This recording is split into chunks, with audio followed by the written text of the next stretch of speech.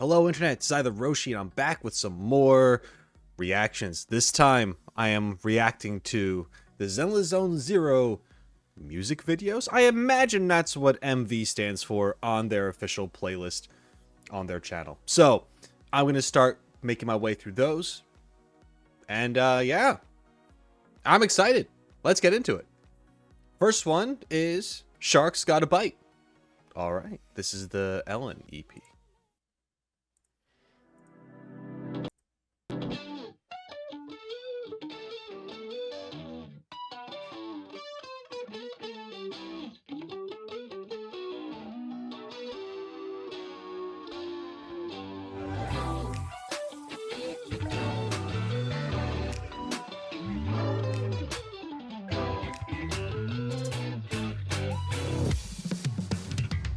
Every single morning, I hear my alarm clock ringing. I guess rather just be chilling. Haven't I told you not to wake me up? There will be time to act all grown up. Why can't you just stop and listen? Let's do what I want. On Monday, wanna hang out with friends. Tuesday, I'll try all the best cakes. Get out of, we'll have a taste of the season. Can't feel my patience running clean. Oh, I wish that you could just take it easy. Lay back, find this the way I roll so good on my toes. You will get to say hello to my jobs. This just got a bite, don't you know?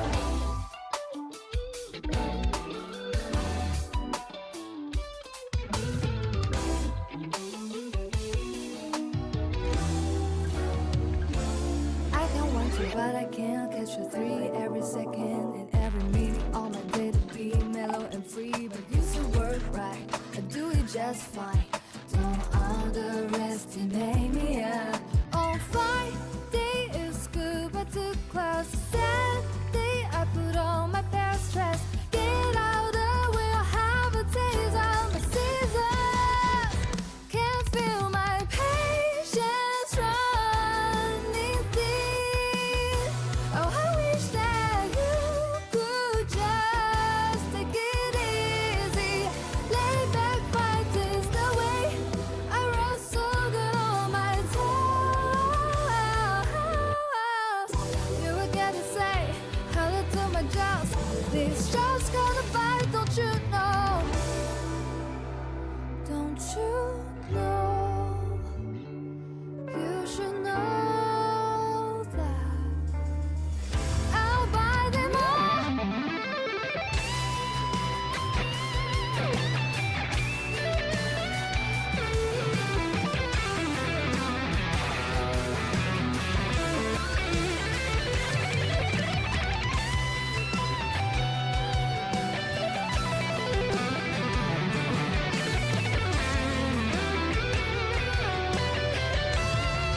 The shot's gotta bite, you know. Hurry up and get it down, but don't run my patience to the ground. If you need me here, this shot's gotta bite, don't you know? Yeah, you better keep it down. When I try, I'm second to none. You will get to say hello to my jaws. This shot's gotta bite, don't you know? Wow. Okay. What a way to start. We have an Ellen Joe EP here, and that was outstanding. The singer has a beautiful voice. I'm probably going to be saying that for a lot of these things. You guys know, and how I'm just like not great when it comes to music terminology and all that jazz. But I recognize it when it's good, at least in my opinion. I do. Of course. The singer is fantastic. I think Ellen Joe as a character is also is also awesome. Sorry, I lost my train of thought here as I was looking at the art. She is, yeah, she's a very cute character. And I remember when she came out for you to pull in Zenless Zone Zero, I was I was so bummed because I tried to pull for her and I didn't get her. I didn't get her. I still don't have her. It was very upsetting. Very upsetting. But from the stuff that I've seen her in, I really like it. I think her design is great.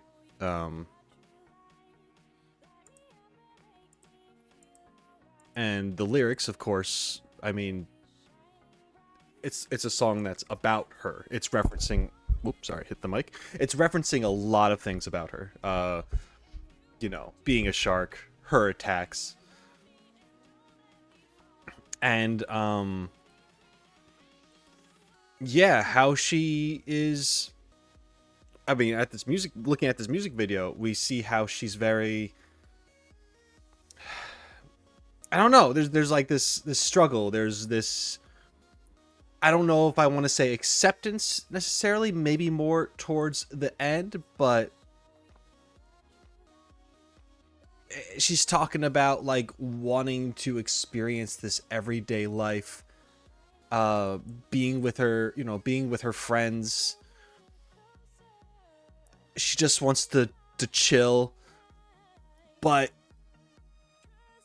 the shark's got a bite. She's got this other responsibility, and we know what that is, and she's just and she's good at it. But yeah, she's still just someone in like high school that has friends and just wants to like hang out and just be a kid still, you know? Like, I don't know. Something like that. I really like how, as far as the art that we see throughout this, it's not a lot of fast-paced motions. It's almost like there's animation in it for sure, 100%, but it's very slideshow. Like, we're going from illustration to illustration, and there's some movements within, whether it's like the curtains blowing or maybe her eyes like squinting a little more as she daydreams, you know, her thumb on the phone scrolling through, like, you know, like there is animation throughout all of this, but we go through all of this different imagery, and it almost looks like it's got this very light feel across the entire video. There's nothing that's really dark. It looks very daydreamy, which really fits. There's moments where things are blurred, like in here, because the focus is on her. So we have like this blurred border. Yeah, you know, just very cel shaded. It looks almost like it's watercolored in some areas. It's very clean.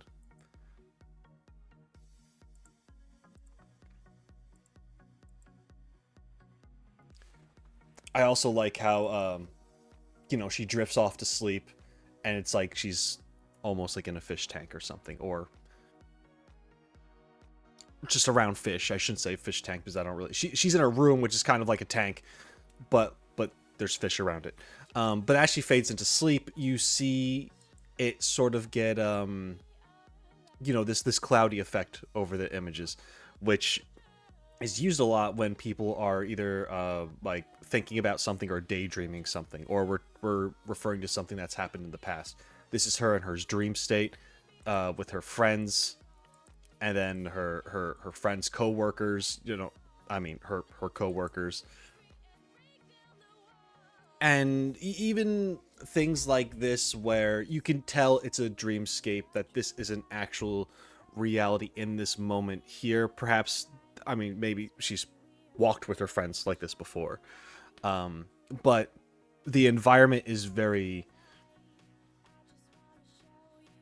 surreal in that there's not really an environment. There's a sky that's taken mostly by clouds that looks like it's watercolored. You can see like kind of like these purposefully made water stains to look like clouds, which is awesome.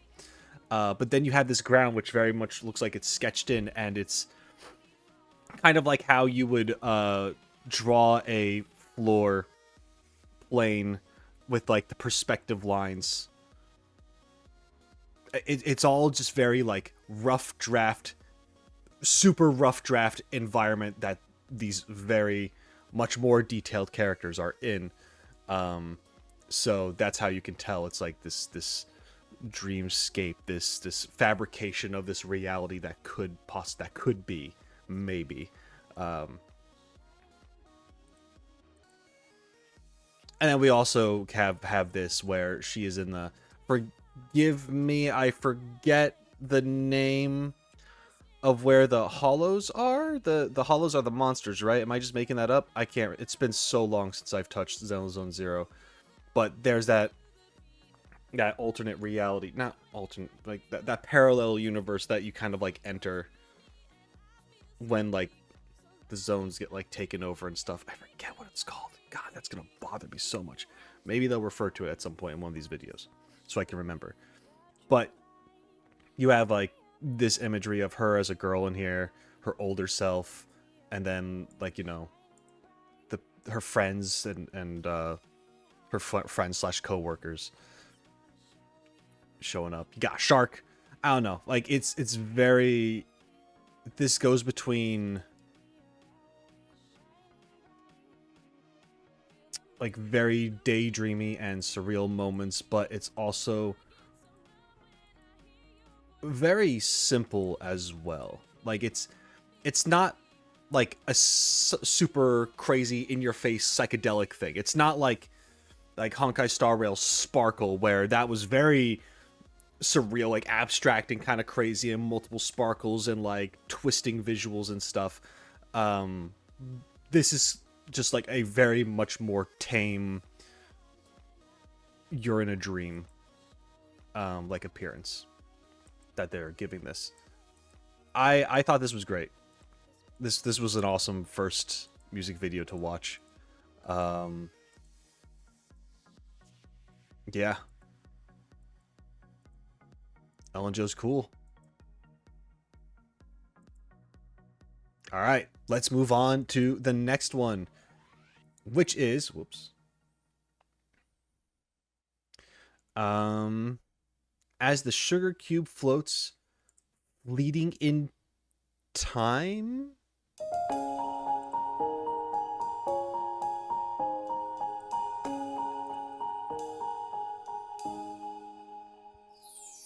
窗外的春天，停在枝头的麻雀，初次察觉的旋律，不经意拂过心间，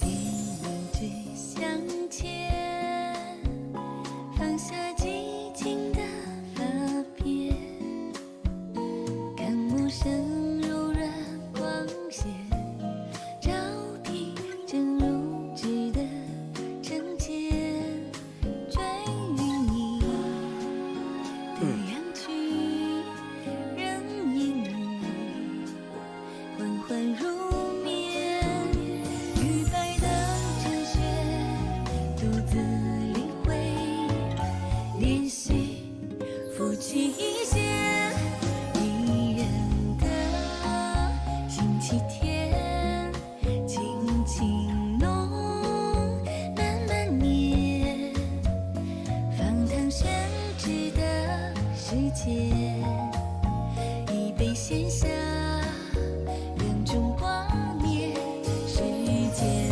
外的世界，温柔的空房间，一千零一种停歇，不想缺席，又无法眷恋的完全。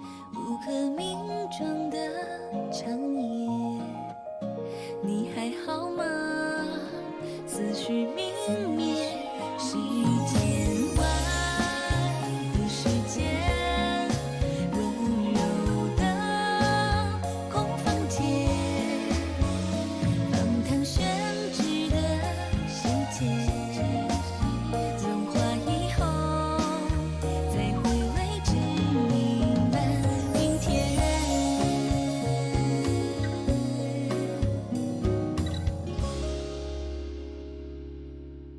Oh god, that one started to get me emotional. And I'll explain why.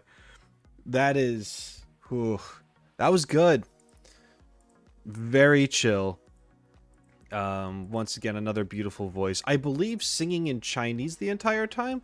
Please forgive me if I'm wrong. I'm not very familiar with the language. I can usually point out Japanese. Since I've lived there, I know what it sounds like. This sounded like a lot of...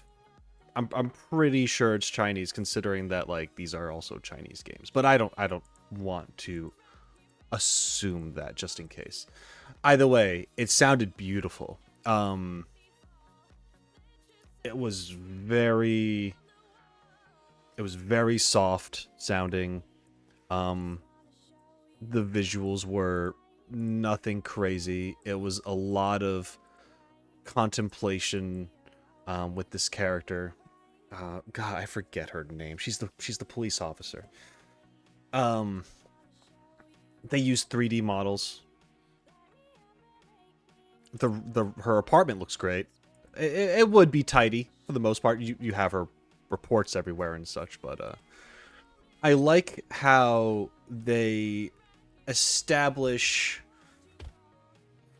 how they can set the scene and tell you about a character by their house, their room, the space that you see them in, by the things that are around. We know that she's very dedicated to her job. And this music video is all about showing that. Right?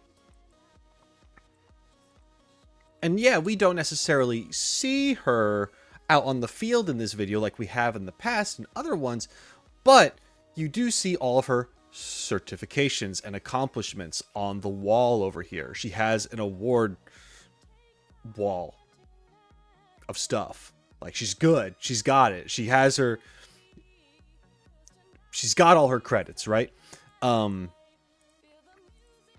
then the place is very clean. She's very orderly, right? But you also see these reports on her coffee table, which means that she also works a lot. She still plans on working. She's got the stuff out. But this is her in the morning, early afternoon, kind of just vibing out and contemplating, thinking, going over what she needs to do, what is important for her in this moment. And she's looking at her schedule, trying to organize things. She had her shower, now she's having like her morning coffee situation, right? And honestly, I haven't had one of these days in a while. Just to wake up in the morning, clean up, and well, okay, I should say, like, I have obviously waken up and I've cleaned myself. But it's after that, the idea of just kind of like chilling out and having like your morning coffee as you just kind of like reflect on things. I did that a lot when I was in Japan. And that kind of helped me stay sane. Since I've moved back, I haven't really done that too often. On occasion, I'll have like a cup of tea or something, but like usually, like, for example, today it was wake up, eat something real quick, turn on the camera, and here I am. You know, like that's essentially what's going on there. But I've been kind of trying to adjust my life personally a little bit so I can have that reflection time in the mornings a little bit more so. Whether if it's waking up earlier to better prepare myself or whatever that may look like in the near future. I'm thinking about it because this made me want that, right? And that's not the reason why I was getting emotional before. I'm still getting to that point. But it's the conversation that she's having with her dad, right? You know, like, when are you coming home? You know, like, yeah, like, are you coming home? Like, your mother misses you. Be careful, rest up, take care of yourself, whatever. And you just, and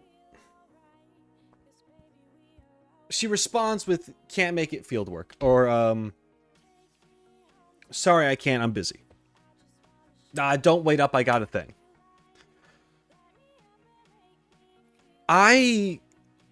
I'm sure a lot of people can. I relate to that so much. And I think of that in both when I lived out of the country and inside the country. Because when I'm out of the country, I didn't get to see my family, obviously. We had a phone call, maybe once a week, once every other week we try. And, you know, they'd stay up a little later and I'd wake up a little earlier to kind of make that a thing, usually, because of the time difference.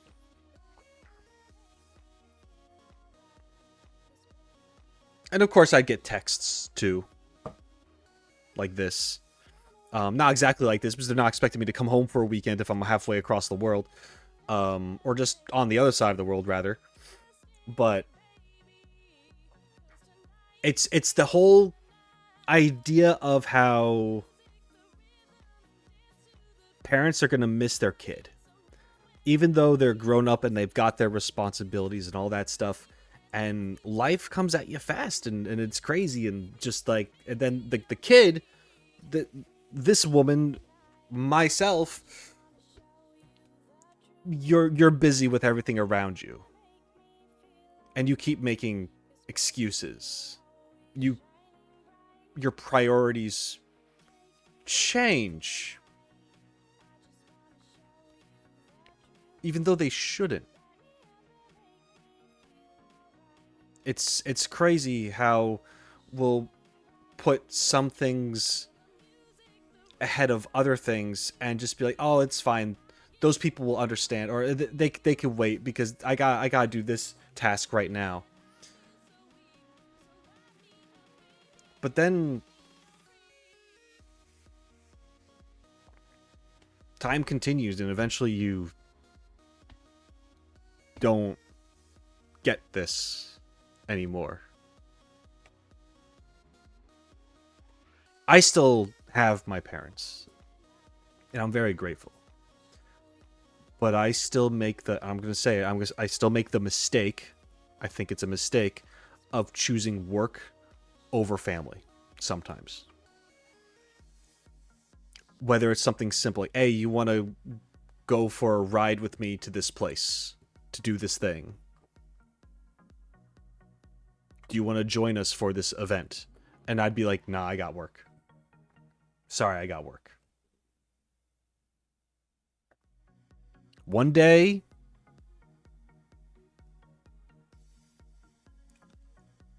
it sucks, right? Like, it's like, why do we keep putting things off that we don't have time to put off because there's only so much time that you have left with certain people? So that's where this video started to get me, because I'm over here just like, oh, fuck. I do this all the time. Shit. Damn it. But what I like is that by the end of the video, she at least, well, at some point, you know, she says like, I'm coming home Friday and I'm going to be there the whole weekend. Right? So that's good. This video was essentially like this character realizing that, which is nice. It's nice to see, but man, it gets me reflecting on my own situation. I'm just like, oh god damn, I should hang out more. But yeah, also I should just hang out more. Anyway, great video. Awesome. That was a very not super crazy action packed, very emotional heavy, at least for me, if you're coming at it from that perspective. And it tells a lot about the character based on the text conversations we see and the environment she's in and how orderly that is. Awesome. Okay, let's move on to the next one before I start crying. We are going into Qingyi, Crimson Pierces the Twilight. Pierces the Twilight, sorry. Crimson Pierces the Twilight. What a name.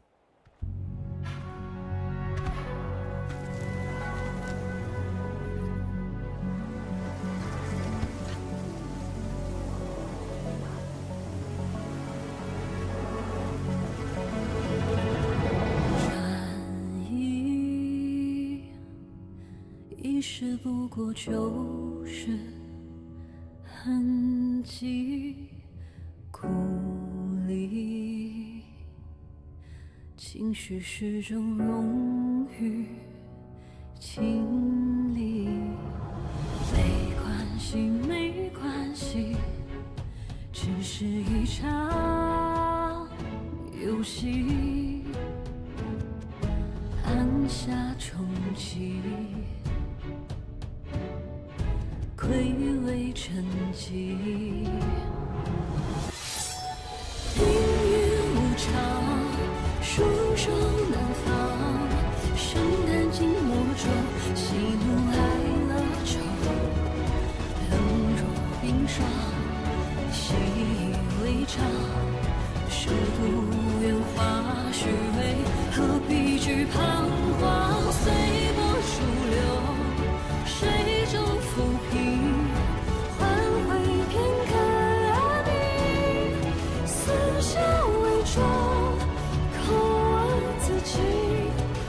是意难平，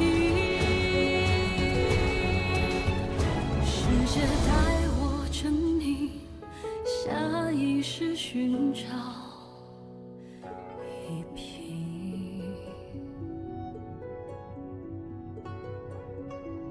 亲情自尽，永远我心。明月诉情，对子意。010001，木鸟翩翩归万里。010001，天地女儿何所依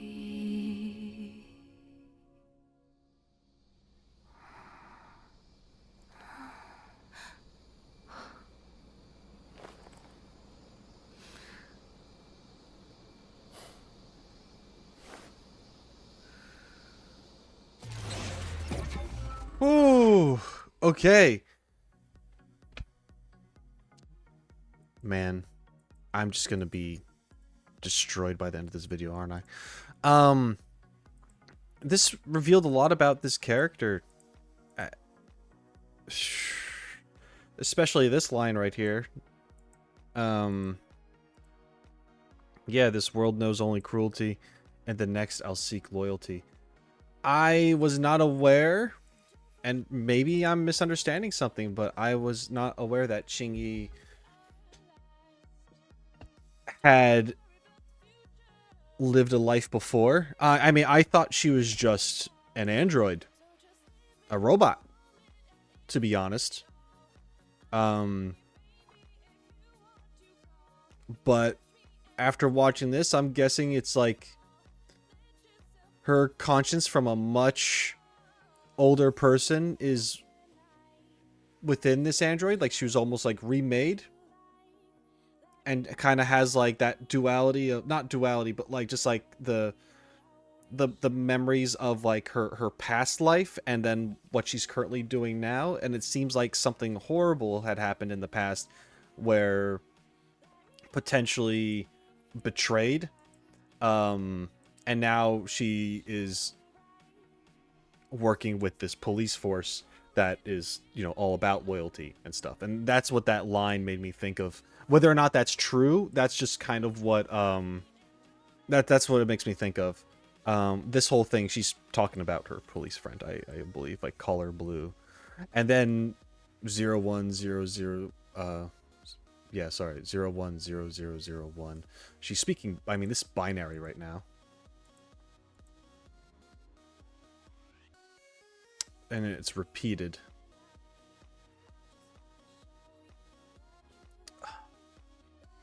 I don't know what it is, but she essentially said 2 letters. There's 2 letters that she just said, I think. I think? Maybe? Or it's just there for flavor.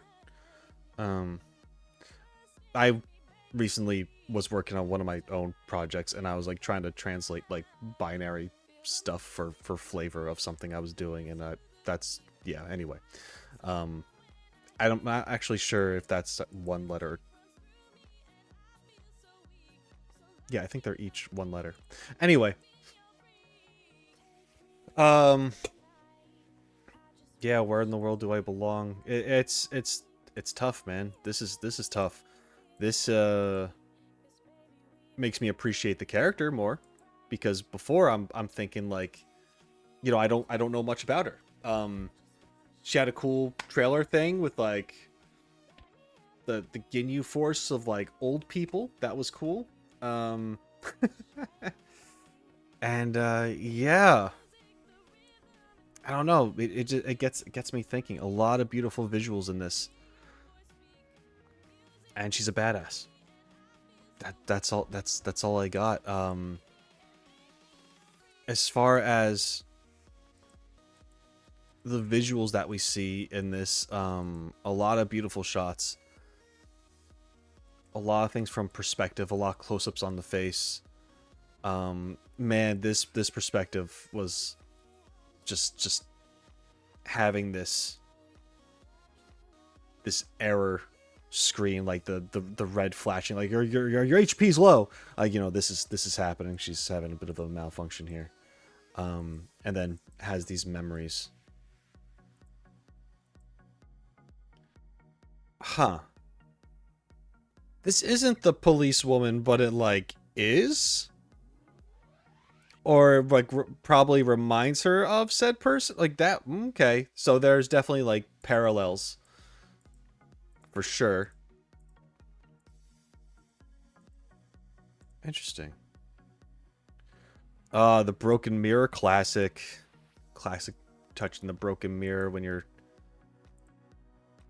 unsure of yourself and it's shattering in front of you. And oh god, the visuals, man, they're crazy.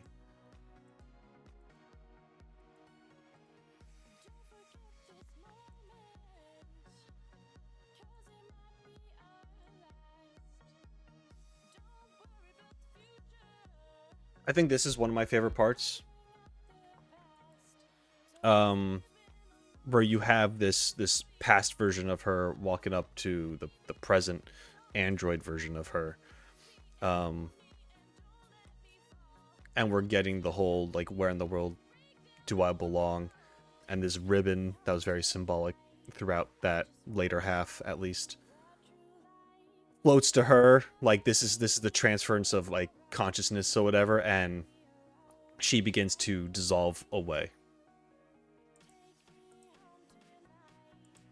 And then the eyes open here. And then the eyes open here.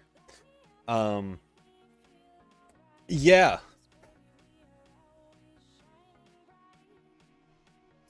I really like, I think what I like most about this is how they show the point of view shots from this when she's fighting, and then she gets damaged, and we see that through her vision, like with the whole the static and the glitching, and then it fades and it's her vision again, and she's squaring off with enemies in the forest.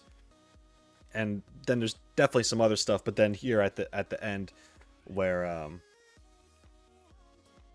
we see that transference, and we go from her eyes to looking through her eyes, and we end up opening up, and we're on the hospital bed because she passed out at the end of that fight, you know? So, like, yeah. And then it's her police friend hanging out by her bed, who she has referred to in the song, or at least some version that used to be like her in some way. It's the parallel. Like, I don't know. There's stuff going on. Very cool. A lot of nice transitions from one thing through the other, through the perspective shots that they show throughout this, is what I'm trying to say. Yeah. Okay. Let's move on to the next one. The next one is Caesar EP Pinking. Pinking.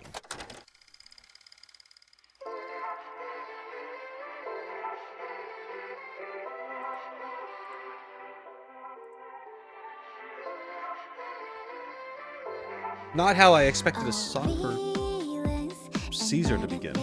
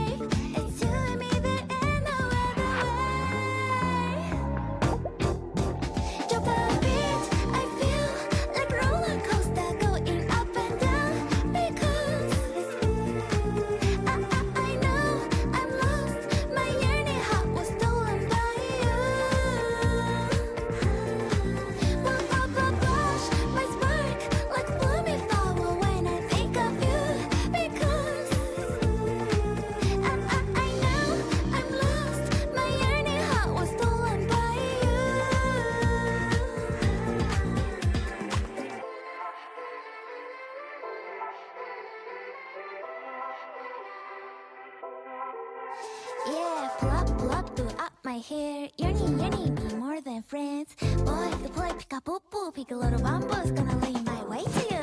Baby, since the last time we spoke, it's been so long. I miss you. I'm local, but hope you don't know. Pop in my head, dream me of the day when you come and take me away. Like a princess, don't fear, just be brave. It's you and me, there ain't no other way. Do I seem like I'm not supposed to be written a sugary and dreamy love story? You are the one makes me wanna sing a love song. Ooh, chapter. I feel like a roller coaster going up and down because I know I'm lost. My yearning heart was stolen by you. Gosh, my spark like a blooming flower when I think of you because I know I'm lost. My yearning heart was stolen by you. Yeah, pull up my hair. Yearning, be more than friends. Boy, the boy, pick up, pick a little bamboo's gonna lead my way to you. Pull up my hair. Yearning, be more than friends. Boy, the boy, pick up, pick a little bamboo's gonna lead my way to you.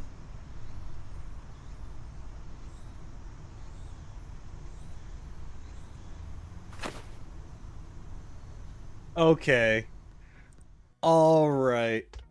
That's cute. Oh my god. All right. And what made it cute was definitely this ending part right here, because I was just like, the whole time I'm like, this setting doesn't match Caesar, from what I know of Caesar and her gang, like, at all. And I didn't think that was a bad thing. I was like, okay, they're gonna get like pretty wacky creative with some of this stuff, and it's gonna tell us something about these characters, which it definitely does. Like they're definitely gonna be putting them in these other imaginative situations and maybe what they would be like in those situations, and they I think they are, but I didn't know if they were going to address whether or not this is like something that has happened or like the reality of it or whatever that is. And I was starting to question like, oh, well, did Ellen Jo ever go to high school? I'm pretty sure she was a high school student. Or like Xing Yi, like what I just saw, like does she have that past life of sorts, or are we just doing symbolism? Like, you know, like, so I wasn't sure at this moment. But now that we have this ending, which is an amazing ending to this music video, I'm like, okay, she is fantasizing. I love this. All right.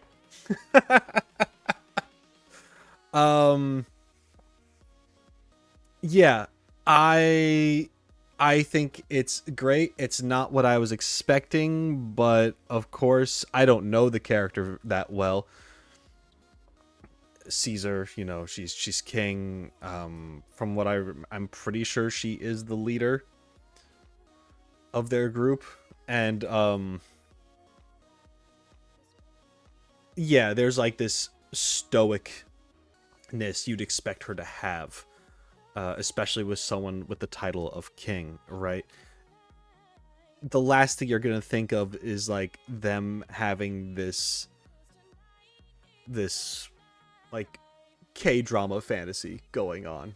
And she totally does. And I'm saying K-drama specifically because it's like a very like romance thing. And the song sounded very much like older K-pop. Like I've listened to a decent amount of K-pop, but what I don't know the band well. I don't know the group well enough. But there was like one song. I don't know. For some reason, I want to say To Anyone. Like 2, then N, then E, and then 1. I think that's a group. It was like that, but I could be thinking of a different group instead. But that's the first thing that popped in my head when I was listening to the song. It might not be right at all. Anyway. Yeah, I thought this was very, very bubbly. It was very cute. It was sweet. It's Caesar fantasizing, daydreaming, putting herself in the shoes of this character that she's reading in a manga or if it was Korean manhwa or whatever, like, you know, like she's reading this comic, putting herself in the shoes, like going wild with her imagination of all this cutesy stuff that she probably wants, and it's another thing that she currently doesn't have.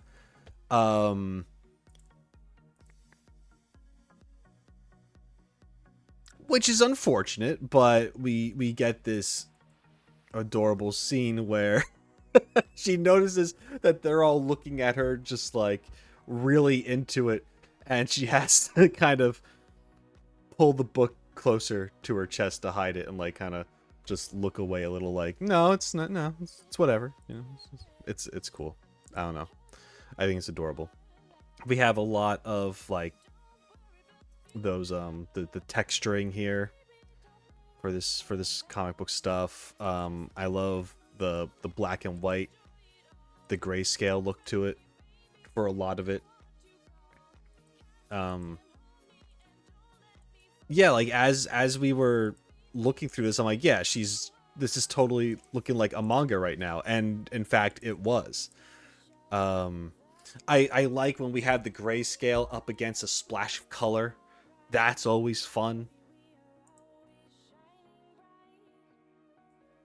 There's even some like overlapping, like the very like the eye candy, like, oh, bubbles. which are colored, like, you know, even like flying past her in the foreground. I don't know, this was all very... This was sweet. This was very nice. I like this one a lot. When it first started, I was kind of like, what are we doing right now? Not in a bad way, but just like confused. And then this turned out to be awesome. I love this. Both the song and the visuals and just the story being told. This is the most viewed part because people love seeing Caesar all bashful. I mean, obviously. Why wouldn't you? Anyway, yeah, very, very cute. Next one is Burning Desires, and it's an hour long. Oh, it's Bernice! It's that Bernice one! I have seen Bernice before. The Bernice song. Okay. Well, I hope you guys are ready, because it's time for Burning Desires. Here we go. Good evening and welcome. I'm Bernice, and I'll be serving you today. What can I get for you? A drink? Some snacks? Oh, a little flames! Mocktails mixer's eyes. The snacks are real nice. Soda's sound mix dry. I'm lit, you can't deny. Wherever you want, wherever you need. So could you never, ever want to leave? Anything that you desire, set it on fire. I'll make you spend your days all away. That's my desire. You know I'm never do what I like to say. 3, 2, 1, fire! That's wild. Furnace, furnace, furnace, furnace, furnace, go, go! Just behind this bar counter, just like shooting off fire. What the hell? A little flames. Furnace, furnace, furnace, furnace, furnace, furnace, go, go! Furnace, furnace, furnace, furnace, gonna watch it burn. I look kinda cute and nice and pleasant, but I got a short fuse for food to get her again. Watch out, let me pour you a drink. But think about messing with me, I'll enjoy the fun. So drink your drink, don't you run your mouth. Think about sipping the beat and things will go south. When I push you like the okay, burn you to ash, think twice before you play. I'll make you spend your days all away. That's my desire. You know I'm never do what I like to say. 3, 2, 1, fire! Furnace, furnace, furnace, furnace, furnace, furnace, go, go! Furnace, furnace, furnace, furnace, oh, a little flames. Furnace, furnace, furnace, furnace, furnace, furnace, go, go! Furnace, furnace, furnace, furnace, gonna watch it burn. Mocktails mixer's eyes. The snacks are real nice. Soda's sound mix dry. I'm lit, So- you can't deny. Wherever you want, wherever you need. So could you never, ever want to leave? Anything that you desire, set it on fire. I'm just going to talk a little bit as this is going.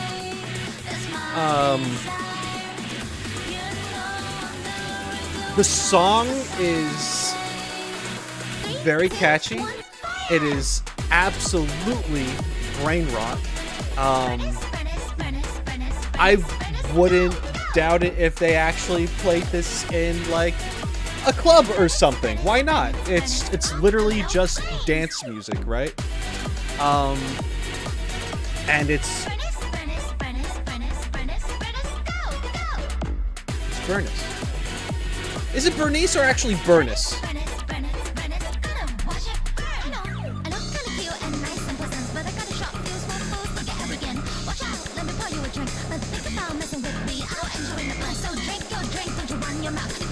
Anyway, the other thing that I like about this is that Man, I don't want to say it during this part. I don't.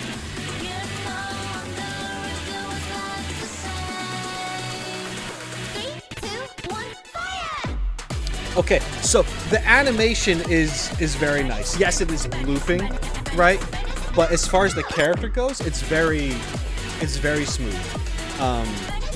Let's be real, Burnus is a very attractive character, and they make sure that you know that. She has a playful personality, and she looks gorgeous. And just straight up in the beginning of the song during this part, they're showing close-ups of her assets. They know what they are doing. This animation's crazy. Anyway, so they know what they're doing, and it's very obvious. I'm also not surprised because it's Zenless Zone Zero, and they are definitely more towards the fan service in this. That being said, this is quite the song. And I think I'm going to go crazy.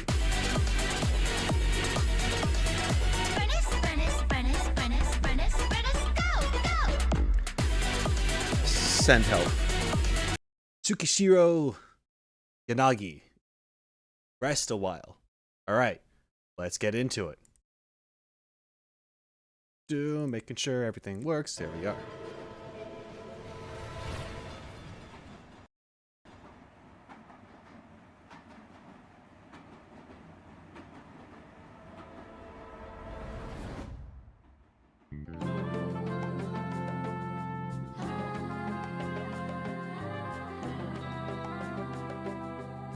Okay, clearly Japan.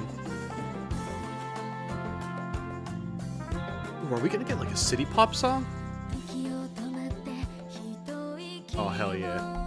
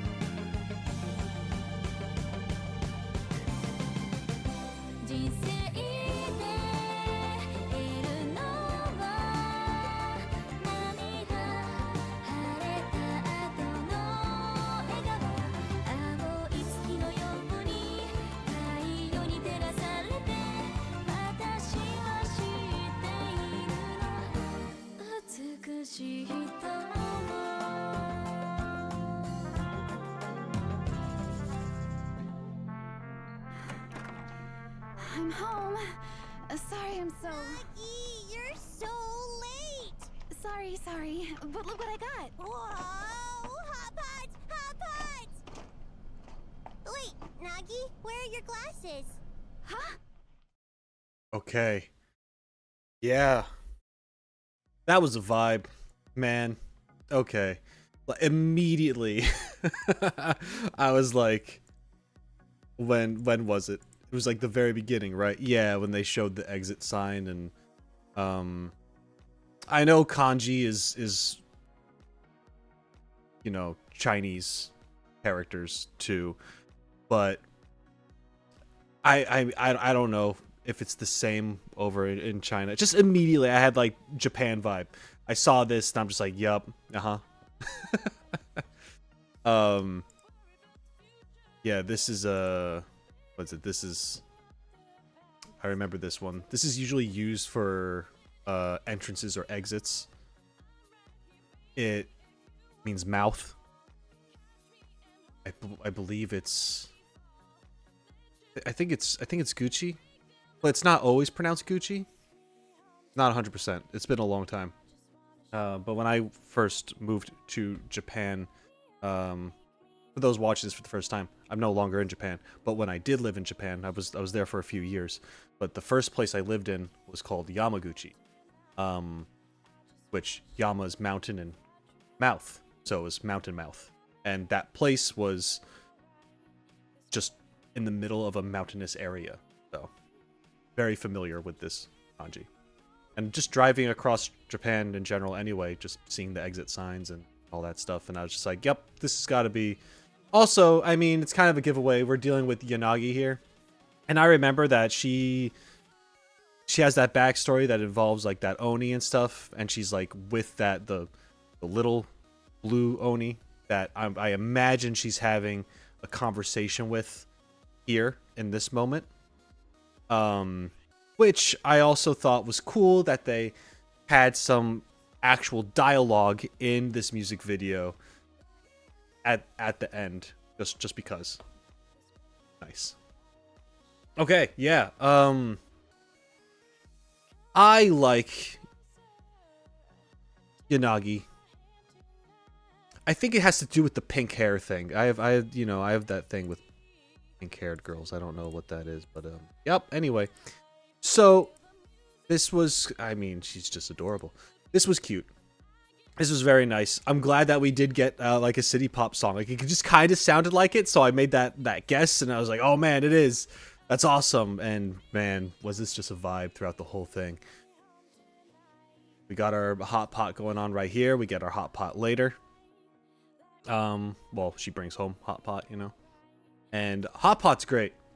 It's just a very social meal, you know? Like there's not much better than to just be around like in a group of friends around a table with like a hot pot set up, and you're just chilling, just shooting the shit, just having a time, you know? You're just having a time. It's fun. Be fun. It could be. It's also not that difficult to set up, you know. It's nice. Well, yeah. I mean, you have to get all the ingredients and stuff, but you don't have to. But they kind of like have things packaged in a certain way where you can just sort of get what you need relatively. There's some prep, but it doesn't require a lot. Oh, it's a fun time. It's a very relaxing, chill moment, and it's great in seasons like it is now, in like the winter seasons and stuff. But yeah, feet enjoyers, here you go. They spend some time showing her feet. It's for you, obviously. I'm not crazy about it, but here you go. You're welcome. Let's move on. All right.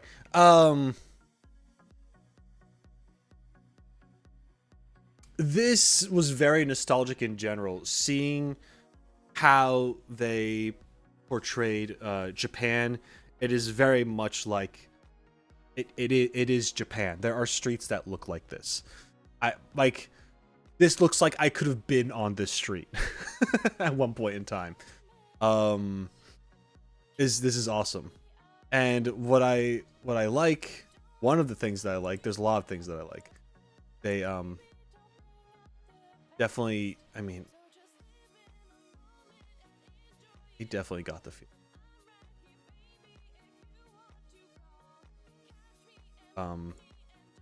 Like she seems to be on some kind of overpass, possibly.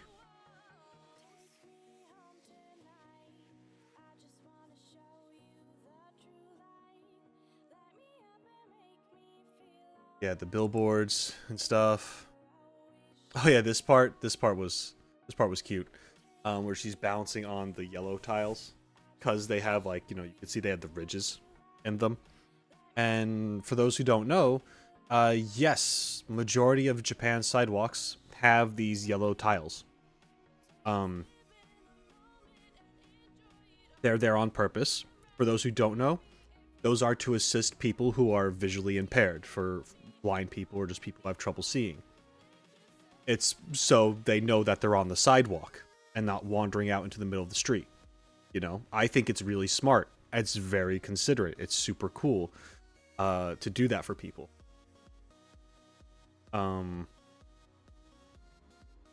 She's walking and doing like a balancing act on the ridges. I can't say I haven't done that, you know. It's a thing. You're not supposed to. You're technically supposed to stay off the yellow tile for the people who need it, but at the same time, it's the middle of the night, no one's around, and no one would tell you to stop anyway. It doesn't matter. Fine. It's a very cute moment with her to herself in the winter. Just kind of yeah, no, she's just sort of this whole thing with her is very, what do I want to say? It's just her kind of getting lost in her own head. Just sort of going from point A to point B in a lost state. Not necessarily on autopilot, but just kind of like, you know, in her head a little bit. And I've been here. I think a lot of people have been here. Where there's something you have to go and do, or maybe you're done with your day and you're going from one place to another. And if you're walking, you're just kind of going. But at the same time, you're just taking in the little things, right? You're taking in life as you do. Yeah, so there's that. This was a really cool video, like, yeah. Oh, this is the last thing that I wanted to talk about. I'm pretty sure it's the last thing I want to talk about. Yeah, they're using like a 3D model here. I'm pretty sure they are. And they rigged the hell out of these fingers or whatever they did to make this, like, there is so much subtlety to the animation here as it's walking on this edge, and it looks great. It looks super smooth, the way how her fingers like bend and stuff, and how they make them look. I don't know. It's a very smooth animation. Yeah. This was fun. This was good vibes. I like it. Let's move on to the next thing, which is Fearless. It says I watched this. I definitely did not watch this. I tried so hard. I couldn't feel A lighter. Okay. with every battle. My body took a toll. Now every knockout shows me a sign of who I'm meant to be. Infamous brawler, give me some time, but I'll show you what I'm made of. This song's gonna go hard. Push me to the edge. I can tell. Fight back even more. Triumph to the right whose dreams of gold. I embrace a challenge, so bring it, calls my name. The road I take will make me a champion. I'll be the one who lights the flame.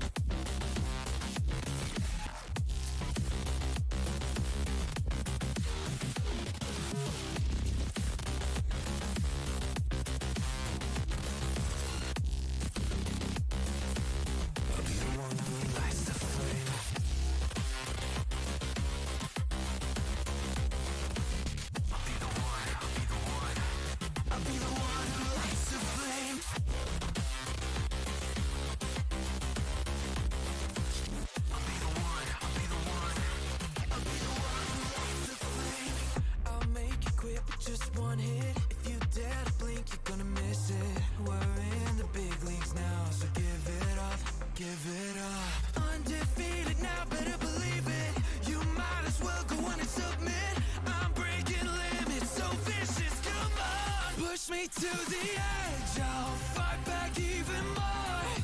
Triumph to the winner who takes the gold. I can take a challenge, the crowd it calls my name. You know that I'm the undisputed champion. I'll be the one who. Don't let him get in your head. You got this, take a deep breath. But I'm so beat I might quit. No, don't say that, don't say that. You gotta get in their head. Knock him down with the counter left. Inhale, this is it. Exhale, you got this.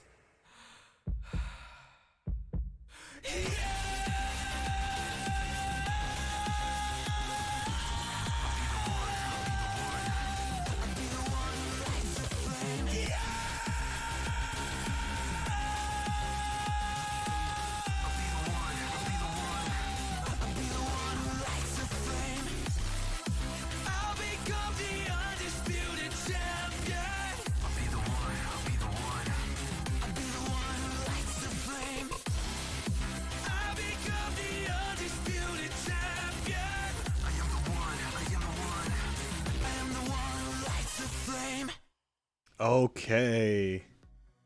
Yep, that went hard. My leg was moving the entire time throughout that. What? You have legs? I do. Believe it or not. No. Lucky one. See them. Anyway, this was a lot of fun. And ooh, that shot. Ooh, look at that. Look at that shot. Yeah. Okay. That is awesome. All right. All these motion blur lines, the impact here, just like ooh, the light. It's got the saliva in his teeth. His teeth look more like fangs at this because he's just in beast mode, and the light of his eye and oh man, the motion. How much animation is in this still frame is crazy. If that makes any sense. Like, you can see a still image and still be like, there's a lot of action happening here. You know what I mean? There's a lot of movement going on. This is a really good image at like capturing that feeling that this is really hard-hitting, fast-paced, just feral. This is cool. This is really cool. I also like how this definitely has that grayscale with minimal color being used to make things like pop a certain way to like really sell a message. Very Sin City like. Black and white, and then you have the red for blood. Before we had yellow as well, and that was when he was taking a drug, I guess. I don't know. Looked like it, but I'm not sure. To be honest, I'm not 100% sure what exactly the story is here, even though I'm sure those who know Lighter are very aware of what is being told. If I had to guess with the clues that I was given, is that he was part of some crew. I believe I saw mercenaries somewhere. Most likely fighting for some cause, right? This was his crew. And then they didn't make it. It seemed, I have a feeling that they didn't make it. He has all these memories of them. It also seems like he's trying to probably pay off some debt or help someone pay off their debt. Like, is this the younger person that was with their crew? And he's fighting, he's trying to make money, and I imagine everyone else on that crew is gone. He wears dog tags, and I'm 3 of them, right? I'm wondering if these would represent the fallen people that were in his were in the like part of the crew that he was in. Because then you have this shot. But it's more than 3 people. So I don't know. Maybe some of them are still alive, but why would you show all of 4 plus dog? Plus dog, you know? So I'm not exactly sure what that's about, but either way, you could definitely feel the emotion in this. You could definitely feel like just how intense Lighter is throughout all of this. Going from,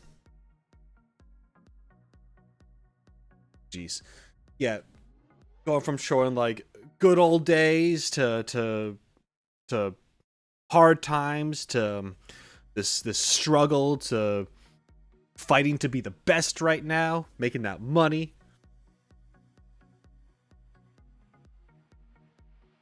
Just how intense it is. I keep saying the word intense. That's what this was. This was intense.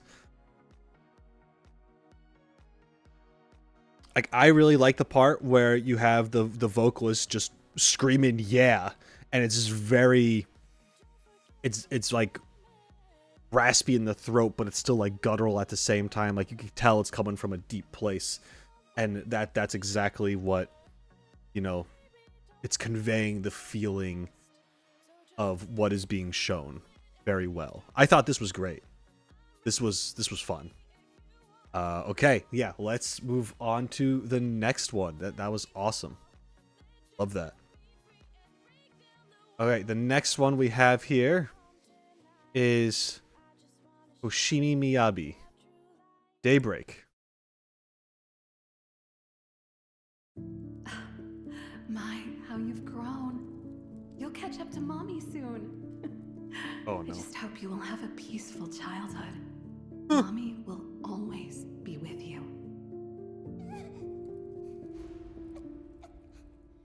罪深き身を隠して Oh.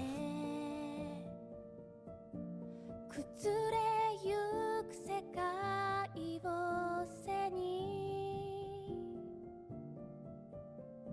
救いを求めて闇の底から震える声で叫んでる曇った魂はやがて光放つ果てなき闇ようにもつれた心は今星のない空を切り裂いた暁が来るように闇の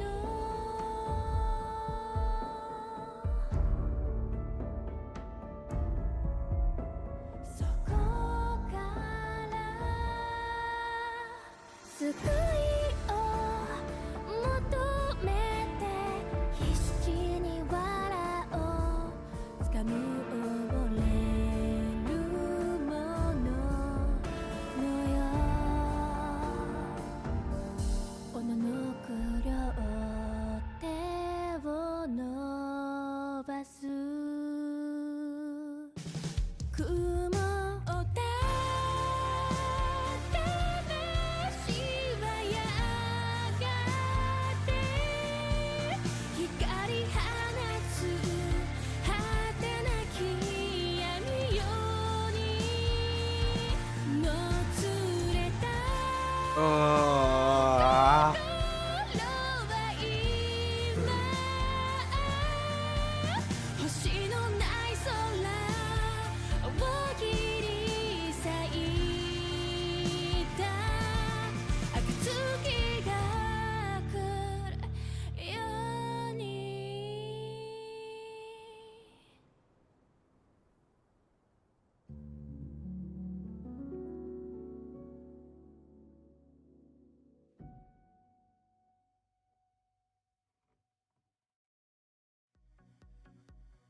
Okay.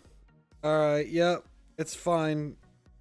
It's fine. We couldn't all have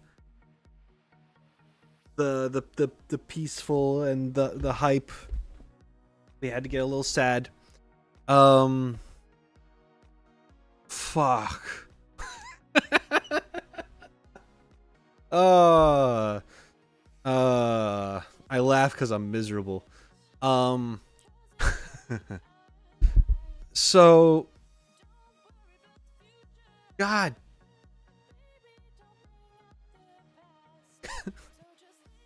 In the beginning, when we saw this shot, I made a noise. I don't know if I said something or whatever, but I know I reacted.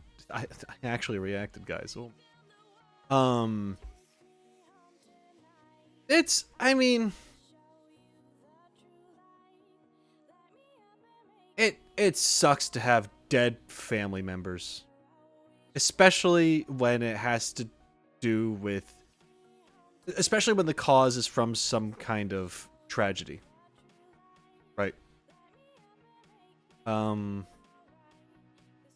This sucks. This makes me feel for this character so much. And then they stab and twist it later with this, showing this, and it's like treating it as though it's a sacrifice, like being the kid is like Miyabi is like being swallowed by the darkness. Just the symbolism here and all sorts of stuff, and how the mother is coming down to save them and swaps places with this beautiful animation,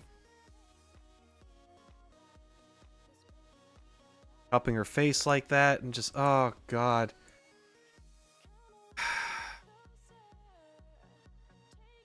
And then she lets go to save her, but at the same time gets swallowed up by the darkness. And oh man, that's so hard. That, oh god. I'm not a parent, but from talking to other parents, talking to my parents, talking to friends who are parents, there is nothing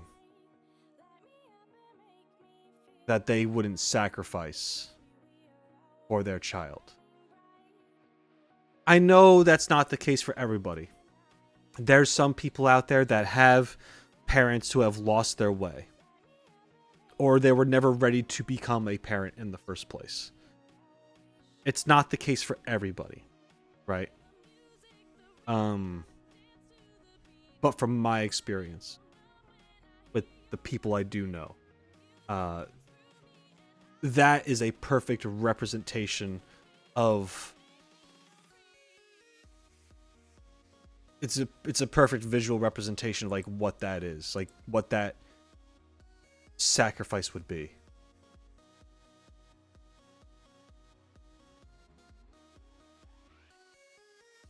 Oh god.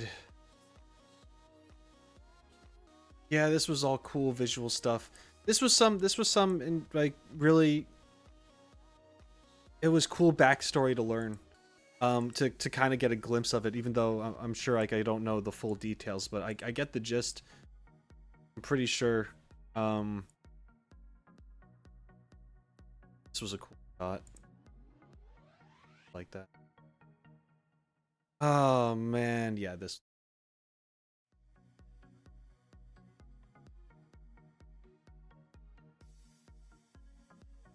So it's so funny in such a really sad moment. God.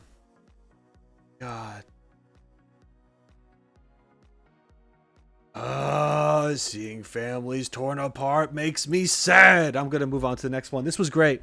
This was really cool.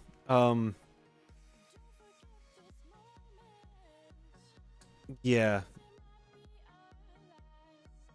It gives you some perspective for what this character fights for. She is definitely a much for the people kind of person. I remember from her other animations how like there were bigger powers that were just gonna kind of let a whole area get like wiped out or whatever in order to stop the chaos from spreading or whatever. And her and her team, Miyabi here, was just kind of like, no, I'm just gonna handle it in a few seconds, don't worry about it. And she goes in there and does that, and it's like, yeah, but if you're not out there, then you're gonna go boom with everyone else because, you know, we can't really wait. And it's just like, you know, she doesn't care. It's just she's gonna fight for what way that she do it. True hero status.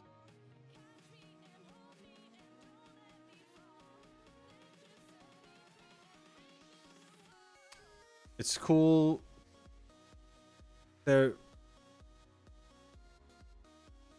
very good. I've said this before. They are very good at telling these very in-depth character stories through little time. And seeing these music videos is huge because music is very powerful in of itself. It's a universal language. Someone who doesn't understand this song knows the feeling it is conveying. They feel the mood you're supposed to feel after listening to it.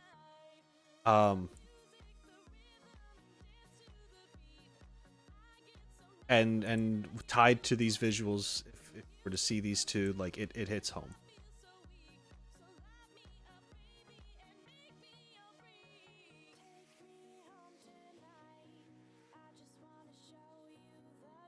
And yeah, we're in Japan again, obviously.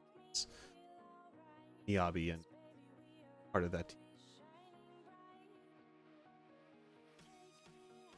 Yeah. Anyway, this was great. Very emotional. Very sweet, but sad. It was a good one. Good. Okay. All right, let's move on to let's move on to next.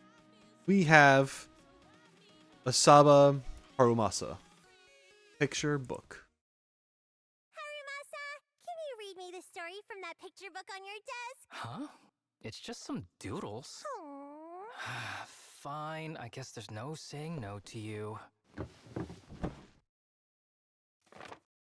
孤独の意味考えたこと一度もなくて足元から伸びる影いつも一つだけ幸せなんて今までだって降り注がなかった空見上げたとしても鉛色の雲仲間外れて知っているからただ身を潜めて気にしないふりけれど心の底願いが生まれ鎖を断ち切る力を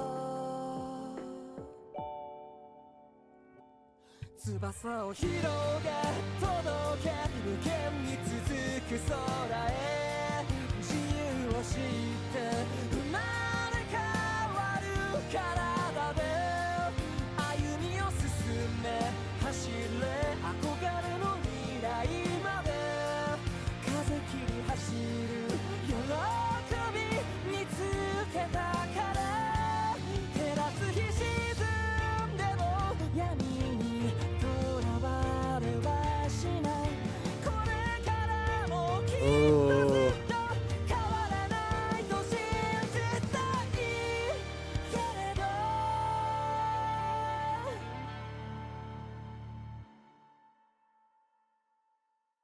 翼は崩れ消えて底のない暗闇へ引きずるくらい鎖に絡め取られそれでも今度こそは掴み取るよ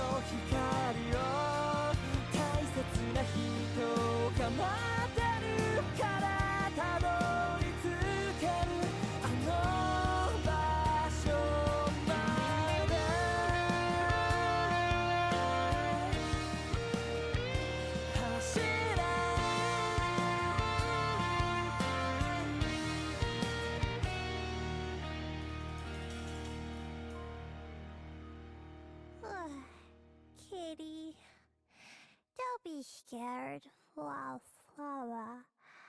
Everyone loves you.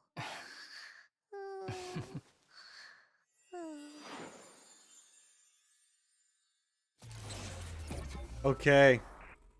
That was very sweet. All right. And I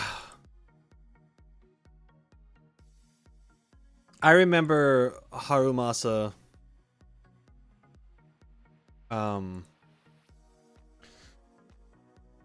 I remember really liking Harumasa. When we saw him in one of those in a couple other videos, and his animation or whatever it was that I saw that was his, like it was a short film in of itself, like how dark it was and just how beautiful it looked and the story it was telling, the intensity, how he's got this demon, right? And this was that story. This was literally him being that way, but also finding the right people who accept him for who he is, no matter what he looks like on the outside or what he is on the inside, or whatever that is, right? And I love how everyone was represented here. How, you know, he's a big black rough looking cat, which is like the demon or the hollow, whatever you want to call it, and then there's him like this, or it's like, oh, it's like normal cat, yeah. And then you have what's her face, the little blue Oni girl right there, and you have Yanagi there, and you have Miyabi here, and it's cool. It's really cool. I made a noise when this popped up because I was like, uh-oh, time's out. They're gonna find out. Here we go. And of course they just accept him. I love how they did this. It's very simple. They made it in a very cutesy way, but overall it tells you the story. It tells you his story, right? This might be one of my favorite teams in Zenless Zone Zero.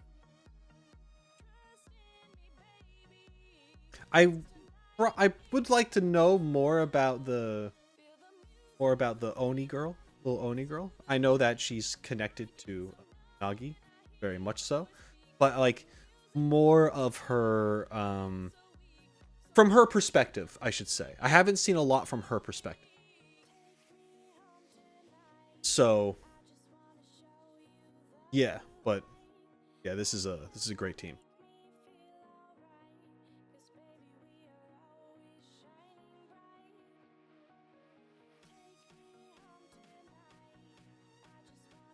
Yeah.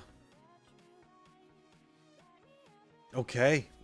The visuals were very simple, but like I said, very cute. And then when we're back into here, we're with our usual. I just love the content. It wouldn't work too well if they kept the same like style with the cats with them here right now, you know. I do love how storybook looking it is here versus what reality looks like. I like that. And the music itself was good. I to be honest, I was more captivated by, I believe, the imagery, but the music flowed really well, and I'm sure if I understood Japanese, I'd be like, oh yeah, this is so fitting. And it is. It's a very like you could tell it's a powerful song. Powerful not in the way where someone's like singing or screaming their heart out, but powerful as in delivering a message. And I'm pretty sure that message is going to coincide with what the story was. What story was being told. Right now, we have Astra Yao's music video, Wonderland Reverie. Let's see what this is about.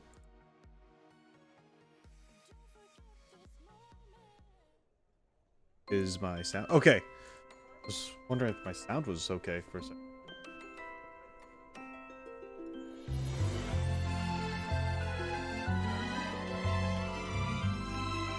Hmm.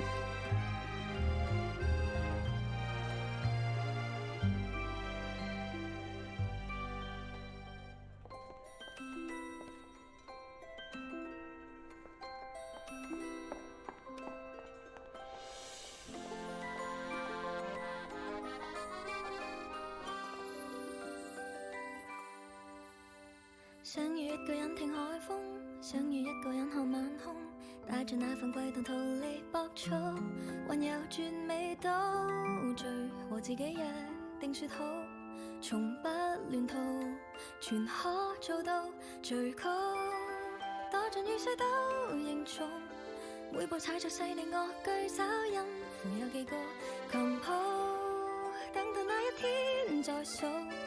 苦練那半段合奏曲終將聽得到，旋轉的燈光誰會在旁壓軸送出當初我最愛的歌是你嗎？如飛天星火隨心不閃躲，載住昨日美夢碎片衝破險阻，還多的軌跡是由完成的，乘着音階觀光夢裏早已學會飛，一點點堆積原界的風景，努力去創造幻想中的仙境，太美，來吧送給你。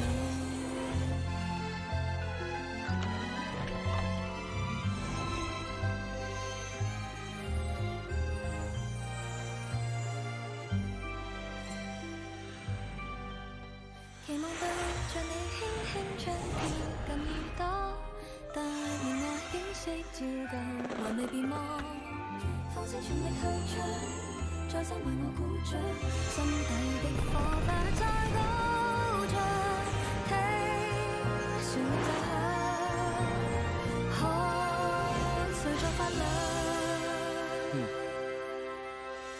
幻覺會退去，若感到累，那就回味我創作譜寫的魔法之旅，一點點堆積原界的風景，唱着跳着說着細心編寫，遊歷過程太動聽。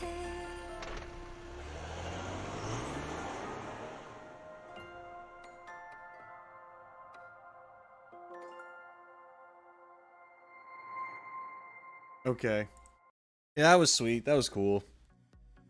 So first off, before I forget to say it, let's see. I want to give special attention to something that I don't think I normally do. Well, I talk about it in general, but I don't actually point things out very often. Well, I'm sorry. I point things out, but there's a couple things that I forget to talk about that I really want to talk about. I want to give props to the sound effects. Not just the music, which was really good, but the actual sound effects that they put in here, because they add so much more to things, and I don't think it's something that gets enough appreciation when it comes to animation and such. For example, I'm not going to replay it again, but if you watch this, there are some things that happen that maybe are just so normal for us that we don't pick up on. And which shows that they did a really good job of inputting those or implementing those sound effects. What I'm talking about specifically here are her footsteps. The sound of her running in her heels across this room. And then, not only that, but if you listen carefully enough, the sound changes based on what she's walking on.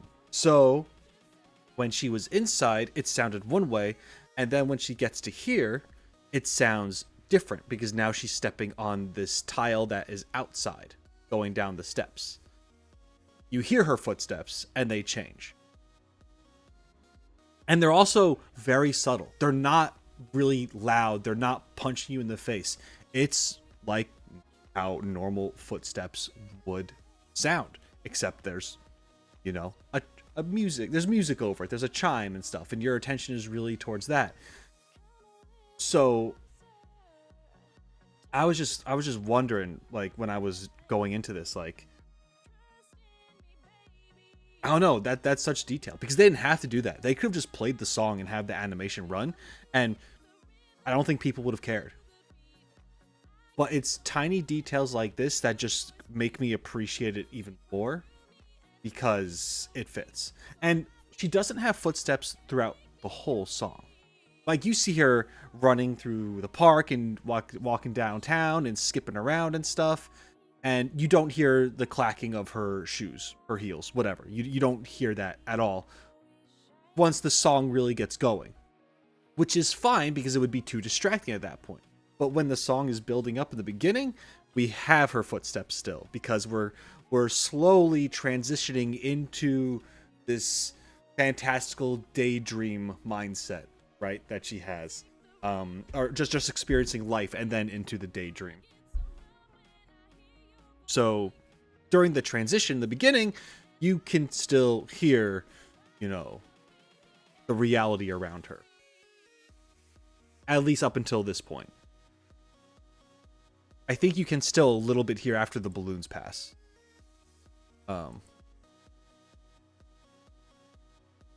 Yeah, I think the footstep sounds kind of stop around this part. Maybe around here. I'm not sure. But yeah, like from here and beyond, you don't hear them anymore. But you do hear other things. There might be a point later where you hear footsteps, but it's not only about that anymore, because there's plenty of other things. You hear the door open. You hear her walk out into this cosmic landscape. You hear the twinkling of stars. And then you hear things magically burst out and take shape. Things morph into view. And then you hear the crackling of fireworks. The whistle, pop, crackle of fireworks. Like, they do a really good job at implementing those sound effects while the music is still going. I also want to say another thing that I like about this is that the different kinds of shots that they used. The camera and the little tricks like this, like her standing by her poster and the poster winks at you. You know, like that's cool. I like that. Her touching the rim of the glass and like there's like a sparkle of water. Yeah, like there's like a lot of little tiny details that are very nice as this character's going around chilling. The beginning was pretty funny too with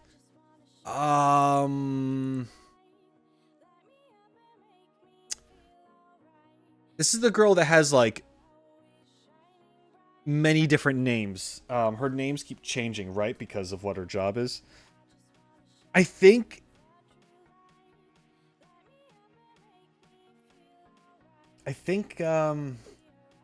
she's Evelyn, right? My audio mess up? Okay, my audio's still there. All right, good. Yeah, I think she's Evelyn. But I know that her name changes a lot. But I think for the sake of Zenless Zone Zero, her name is Evelyn. I like the dynamic between Evelyn and Astra a lot. Evelyn's kind of her keeper, it seems. At least from the trailers I remember, and I was corrected for this because I had a brain fart. I was dumb. I don't know. I didn't recognize Astra's voice at the end of Evelyn's trailer. My apologies. Yeah, you hear Astra speak off screen, and you're supposed to know it's her. Me only seeing her like 2 or 3 times didn't catch that at the time, so I looked dumb. But anyway, from what I understand, Astra at least is, or at one point was, Evelyn's target but it seems like they are also working together and obviously have some kind of rapport. They have some kind of connection, which is very wholesome. And in this scene here, it definitely looks like she is her bodyguard or her assistant or her keeper. It's like been like, where the heck did that woman go? God damn it! Like, you know. And then you have you know, but it's all about Astra just kind of getting away from what she's expected to do, like being at this gala, this ball, this crowd or whatever, and she goes out and she's just experiencing the city and ends up doing like an impromptu like performance in front of people, and it's cool and it's wholesome and all this stuff, and it's fantastical all up in her mind. And then you have the end here where they're together again, and this is definitely the look of her asking her for a favor or charmfully begging for forgiveness. Not necessarily begging, but asking for forgiveness, I should say. And it's kind of like, oh, you. I don't know. It's very cute. I like it. Oh yeah, this was great. This was a lot of fun. Right, the camera stuff I said briefly that I wanted to mention. I wanted to talk about. Like this foreground, you have it unfocused, and then background, you have it focused. On her face, pretty eyes, all this stuff. Like, it's good. They had a camera shot of her in the park. That's right. That's what. Yes, the reflection of the water and her running by. That's awesome. I love that. I can't stop on it, but yeah, she runs by. You see her feet go by, and you know, in her reflection here. That's pretty cool. Just a lot of different camera angles. This looks cool in general, how you have a bunch of music stores next to each other, and I'm trying to think if I've ever seen a place that's actually... I feel like there must be some places where there would be like districts, right, where it's just like the part of town. I'm trying to think of... Wait, that's what I'm wondering, like, is this location actually referencing something somewhere? Like an actual place. The music itself was interesting because you have... The vocals, I think, are in Chinese, some form of Chinese. And, but the actual instrumental feels more European, right? Like, I'm hearing, like, an accordion. And my mind went French, but it doesn't have to be French. You can, like, it's something, like, I don't know. It's like some Northern European vibe. I'm getting the feel. Yeah. I don't know. It just seemed cool. But then you have stuff that's just straight up like tank music, Jin music. Then Lantra. Is this supposed to be like some like New Orleans thing? I don't know what New Orleans is like. I just know that they're very big into also like a French and anyway. This was cool. Forgive me if what I said just now is dumb. I'm all over the place. But yeah, a lot of cool visuals. The theme park stuff was like, it seemed like the colors even became even more flat. But it just pops out in that way. Just having it being flat and muted, very simple, while the character herself is pretty detailed still, and then things that she interacts with are very magical in nature, and then it gets crazy. Crazy goo. Yeah. This was nice. All right, now let's jump into the next one, which I believe is Evelyn's EP, Stars Align.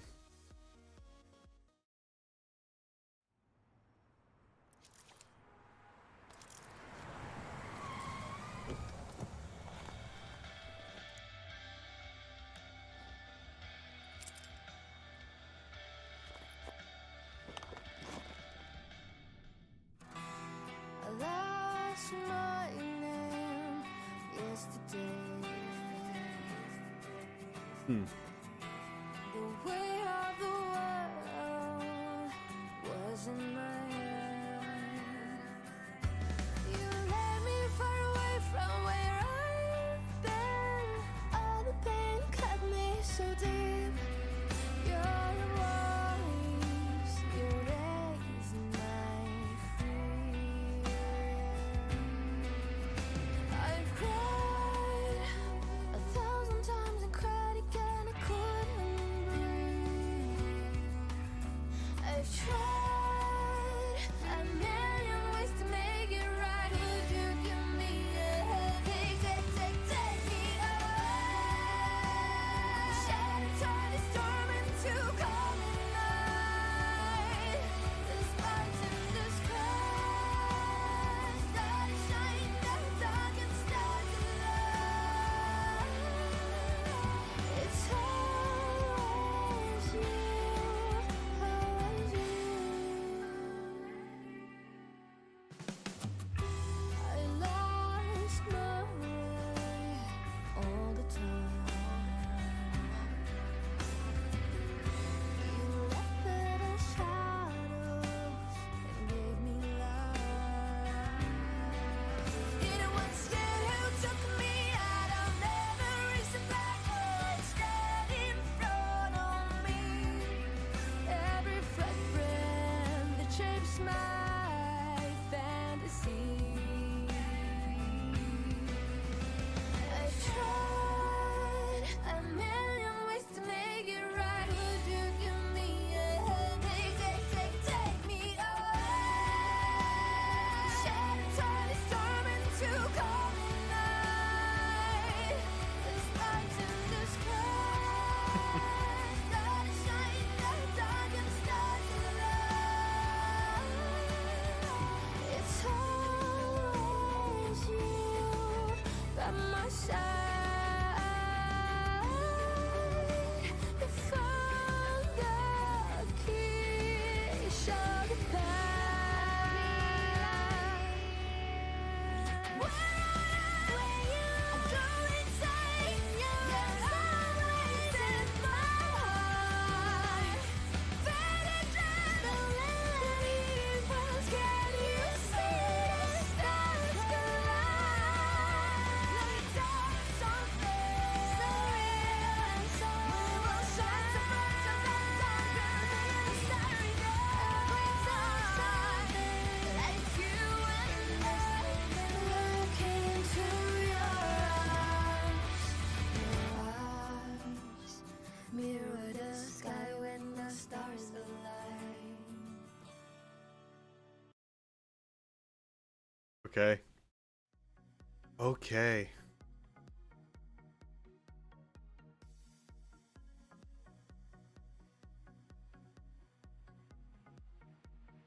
I think in the future I'm gonna have to listen to this again. Just so I can really take in the lyrics, because I got very... There were a couple of lines that I noticed, but for the most part, I was very much taken into the story that was being told, and more so feeling the music. It's how I normally take in. At first, it's just sounds, and then I really do like lyrics, so I do look and try to find deeper. But I don't know. In the previous song, I was definitely talking about like the connection between these two characters, and this one is essentially about that. I'm just looking at this image right now, and I'm like, yeah, I've been there. just, just alone in the dark, eating instant ramen. Yeah, I mean, this is essentially just. I believe it's about a.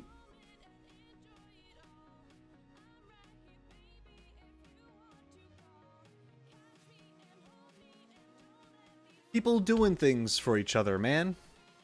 Because they want to help and they care, and you know, when sometimes when you see a friend or anyone really and they might be struggling with something, you kind of want to help out in some way. There's a plenty of kind gestures here. There's different lifestyles and just kind of like observing that and what people will do for each other. Such I think it's awesome how we start with, you know, her life. Evelyn's life is not of the big, bright and fame, luxury kind of life Astra has. She has her assassin job. She gets up and she goes for her run. She works out, whatever that is. Her apartment is filled with weapons. Got knives everywhere, you know, as you do. But she's got like a training, one of those wooden dummy things that you train with. Yeah. Simple food.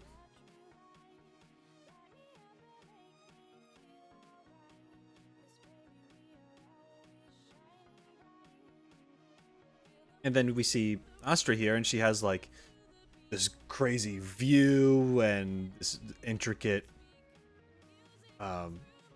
just how everything is built, how everything's put together. You know, nice table. We're looking at this. I don't know what this is supposed to be. This is the focus right here. Not 100% sure what that's supposed to be. I'm sure that is something story-wise.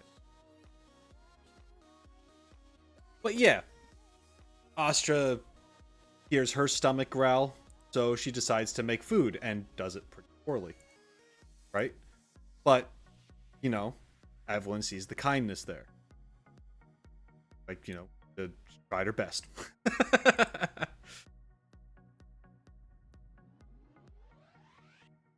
And she eats it. And the show like makes sure that she eats, make sure that she finishes her plate, kind of thing. Showing respect. Then, you know, day kind of thing, watching over her again, like taking care of her, doing her thing, doing security stuff. She's doing her interviews, and we hear her stomach growl, and Evelyn takes it upon herself to, like, yeah, I noticed, but you didn't see that I noticed it. Don't mind me. I didn't know your stomach growl. It's fine. And then tries to, you know, help out by making food and is terrible at it. She eats it and has to like, you know, once again to be kind, like, oh yeah, it's great, like, you know, eats it anyway.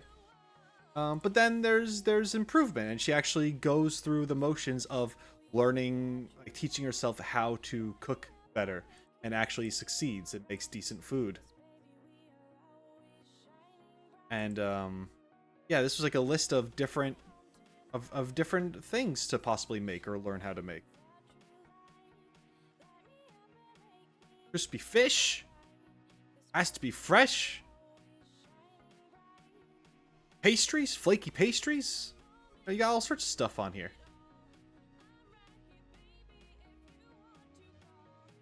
Oh.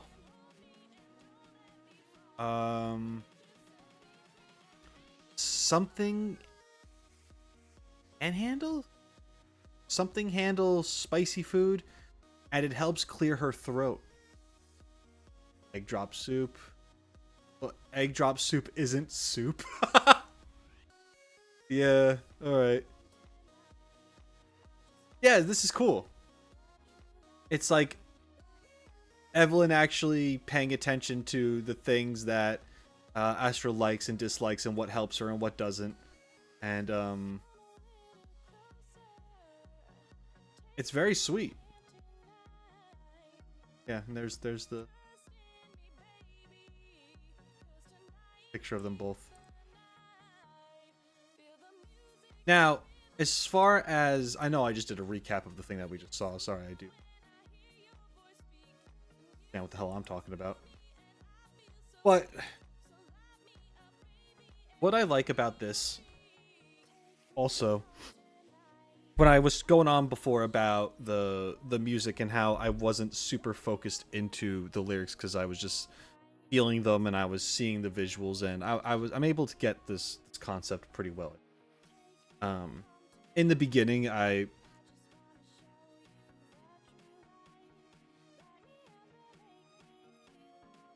they dropped I already forget, but they dropped the line about like names, and I already talked about how Evelyn is someone who changes her, who always has different names, or maybe doesn't have an actual real name and just picks something for the whatever that is. But if you listen to the song, it starts with one singer, and then eventually it's one female vocalist, and then you have two female vocalists later on. And I take this as in it starts with Evelyn singing, like it's from her perspective almost, and then you have a softer voice join in with the song, into the song, and this is supposed to be Astra singing. And towards the end, they're both singing at the same time, but they're singing different lyrics, and it's just kind of like it's very asymmetrical, and then it harmonizes at the very end. So it kind of shows how it's like, you know, they're sort of alone, then they're with each other, but maybe not quite on the same page, although they're trying to be, and then at the end they're finally like harmonized, and their relationship is just a lot stronger than it was when it started. Obviously, that's how that works. Very cool. I enjoyed this, and I will definitely go back. I'll listen to this again at some point, and really maybe even look up the lyrics myself, just so I can be like, see exactly what they are saying. This was cool. I really enjoyed it. Okay, let's move on to our next one, which is Starlight Night EP, Shining Promise in the Sky of Dawn. All right, so if I remember correctly, Starlight Night was a fictional character, I believe. I mean, they're all fiction. You know what I mean. Fictional character within the university.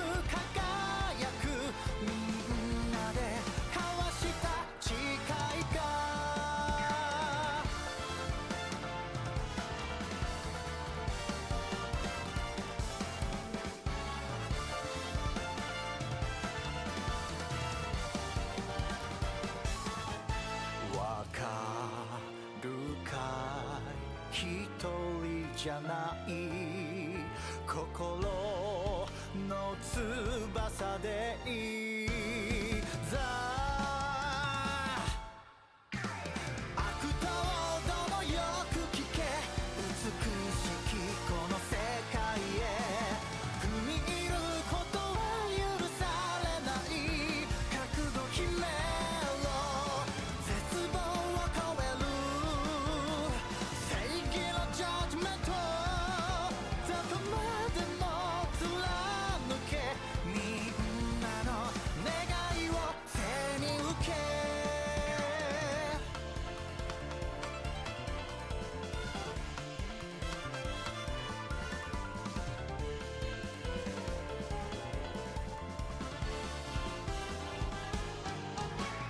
誰もが願う明日と希望を守り抜くため何度でも立ち上がるたとえ傷ついても君にも見えるか暁の空に眩しく輝くみんなで交わした誓いが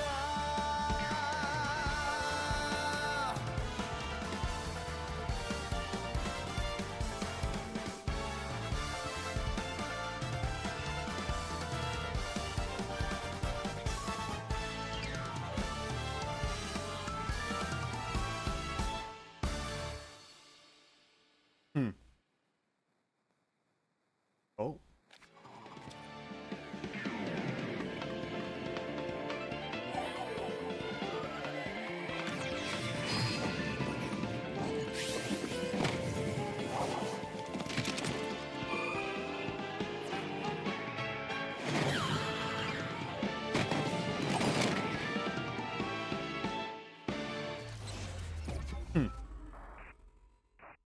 Okay. So in the very beginning, I was on my phone because I had to look up this guy's name, Billy. So I always called him something. It's been a really long time since I've played Zenless Zone Zero, so forgive me. Anyway, this music video is really cool, but also my least favorite of what we've seen so far. And let me explain.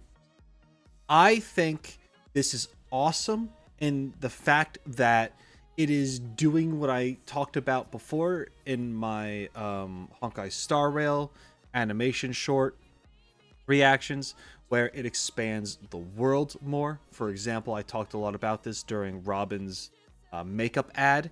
It's like, it's so cool that they're incorporating stuff that just exists in the world into this, and we're seeing like commercials and blah blah blah, and it really fleshes things out. And that happens here because we hear about Billy talk about the Starlight Nights or whatever, and it's like his obsession, right? It's definitely like what he bases a lot of what he does after, like we see here in this end part. He craves the show. He like obsesses over it. And it's pretty funny. And now we actually get to see like the Starlight Night like theme song. We get its intro, its theme song, right? And that's cool. That's cool that there's an actual theme song for this thing that Billy talks about in this world that he's so much into, and which I kind of guessed before, hearing it upon Starlight Nights the first time, is that it's very Power Rangers. It's Kamen Rider, right? It's like you have this device that transforms you into like this battle-ready person to protect the world and stuff. And I love that. It's great. Now, a problem with everything else about it is that the song is good and it really fits that vibe of that kind of show. You know, it sounds older, it's Japanese, and it's just like it matches it perfectly. That's not the problem. The problem is that this end bit was the best part of the whole thing, because the rest of it is not a music video. At least not in my opinion, it's not a music video. It's like it's more of a slideshow than anything else, with music playing. But like not in a slide. It's not even a slideshow, because you could say I've compared to other things that like with Honkai Star Rail or ZZ. I think I've said like, oh, it's kind of slideshow because we see all these like still images and stuff. But like this was just. Listen, if you're going to do a theme song about like some action team and you're not going to show anything other than them just posing a bunch and then like doing the in-betweens, the tweening of their limbs just moving very slightly, and it's the same images over and over again, it's lazy. I'm sorry. This was just this. I mean, it was cool initially, but overall it's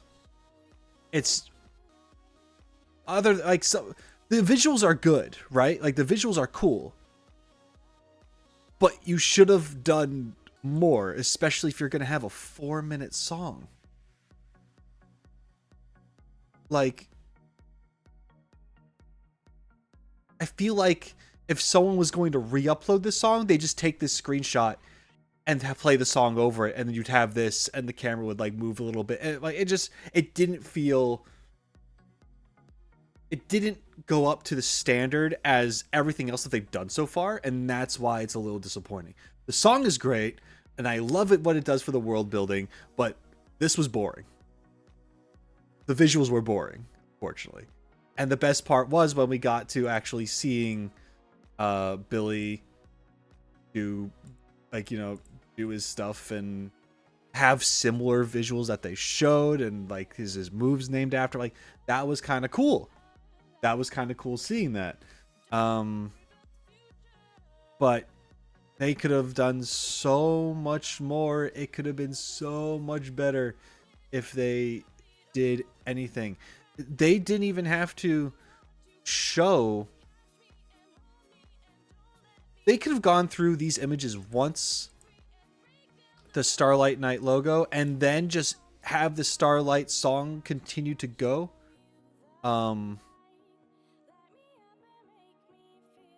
And yeah, you just have that kind of go, and then do more Billy shenanigans. Open with that Starlight Night logo. Show an image of like a character or something. Go to Billy doing something to like maybe mimic that character. Go back to some other character, like actual Starlight Night characters. Go back to Billy. Go back. Just a little more. This was they hung on to the frames too long, especially this one, and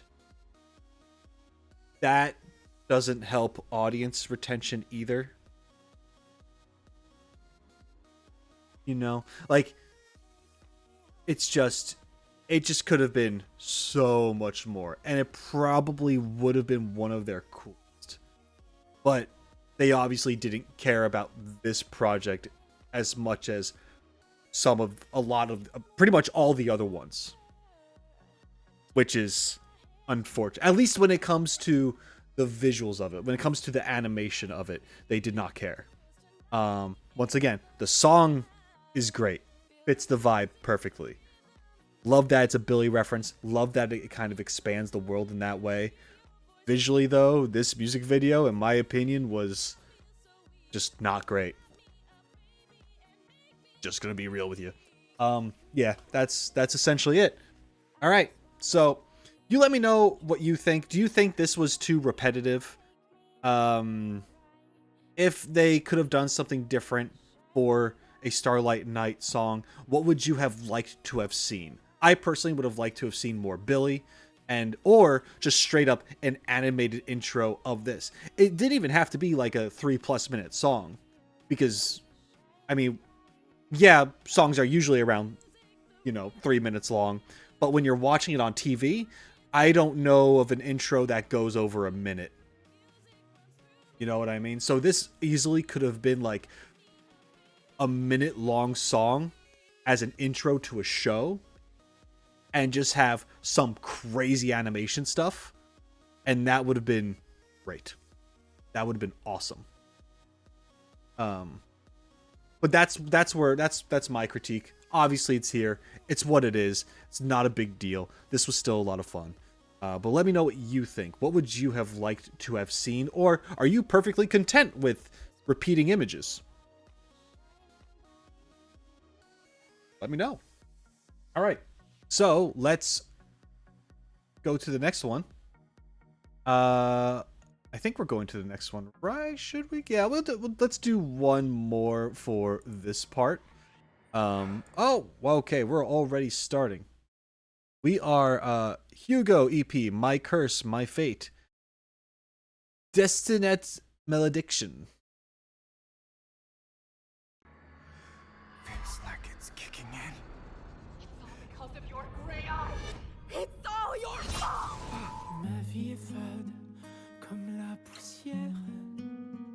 Mon démon intérieur ne me laisse aucun répit. Les paroles malveillantes laissent des cicatrices profondes qui restent ouvertes.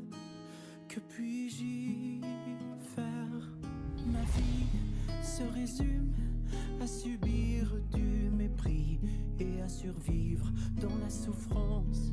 Pourquoi est-ce à moi de porter le chapeau alors que je ne suis pas fautif? Noblesse et misère, serait-ce de la chance? Quel sera mon choix entre le chemin d'épines et celui de rose? Et au lancer de cette pièce, je céderai ou je résisterai. Si je ne suis que la marionnette de mon destin, quel est mon rôle dans cette intrigue où l'espoir est vain, est vain?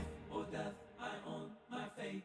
Life, oh death, I own my fate. Ma vie n'est que souffrance. Suis-je assez digne d'un bonheur et d'une chaleur éphémère? La vie m'amène les âmes avec véhémence, mais elle offre parfois des pièces par clémence. Je ne devrais pas exister. A curse that fate branded him with. He's inherited the seed of evil. Lycon, if it ever comes down to it, you must be the one. I wanted to believe you were different, but now I know you never changed. Quel sera mon choix entre le chemin d'épines et celui de rose? Et au lancer de cette pièce, je céderai ou je résiste. De ces fils n'est qu'une utopie pour une marionnette. Ton cœur et le sang des rats vélotes t'apportera la solution. Je refuse d'entendre le son du glas. Je veux que les pensées se tournent vers moi. Je crois en moi, je serai mon propre maître. Je m'en remets au destin, car il incarne ma volonté. Quel sera mon choix entre le chemin d'épines et celui de rose? Et où lancer de cette pièce, je céderai ou je résiste. À part tous ces préceptes prétentieux, je tournerai et déchirerai la page de mon. Quel sera mon choix entre le chemin d'épines et celui de rose? Et au lancer de ces pièces, je céderai ou je résiste. Mon destin se pliera à ma volonté. Quant à moi, je suis dorénavant mon propre maître, propre maître. Oh death, I own my fate. Life, oh death, I set my fate. Ooh. Oh.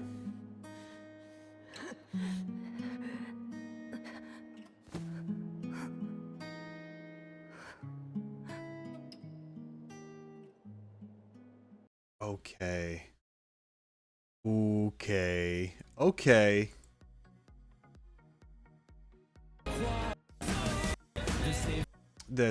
Oh man. All right. So this time we definitely did have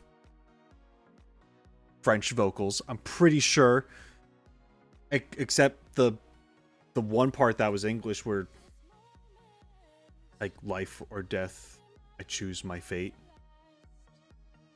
Okay. Wow. I know very little about Hugo. I had a guess, I think, or I don't know. I do remember seeing something with him in it. It says this dude is touched by evil. I'm getting very much like vampiric vibes. Whether or not that's exactly the case, not sure, but it's got something like that going. If not, then something demonic, but I felt vampire.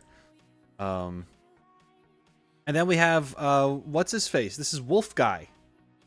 This is Wolf Guy, right? The same Wolf Guy, or is it different Wolf Guy? I imagine it's same Wolf Guy. It'd be really confusing if they added a different white Wolf Guy and said it's a different Wolf Guy. But that's cool that they have a history.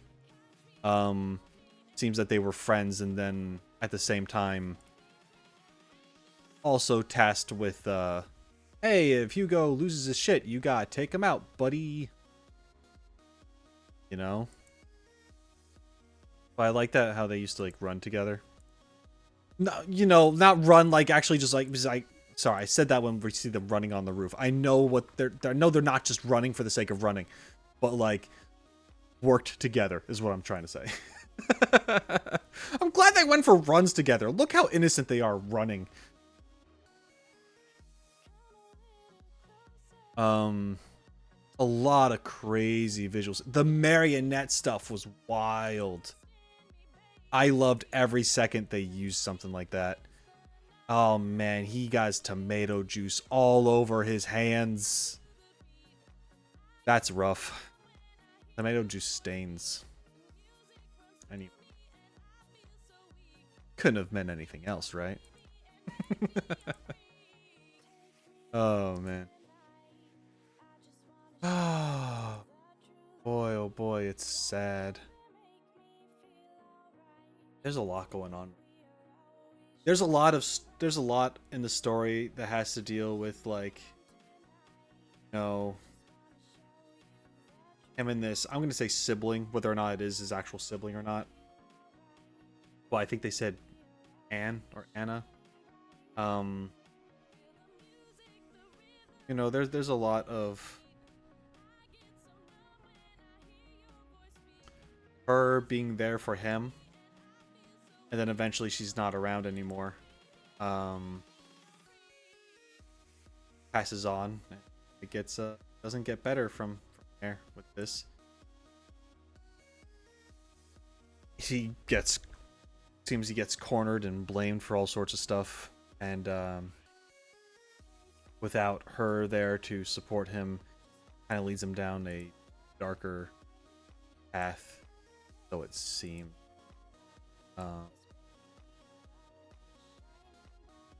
At least on the inside, you know, inner turmoil stuff. Comes like a marionette, doesn't feel like he's in control of himself anymore. There's probably more to it than that with this going on. Definitely a shot of like running away and then coming across this crew, working with them, kind of building up that family again, only to feel betrayed once again when they talk about what they know about him. Man.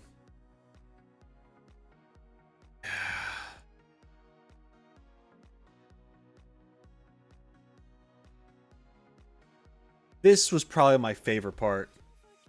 Doing the marionette thing, showing different like parts of like the dance, and then having it collapse. It's almost like, I think the marionette thing is referring to the darkness within.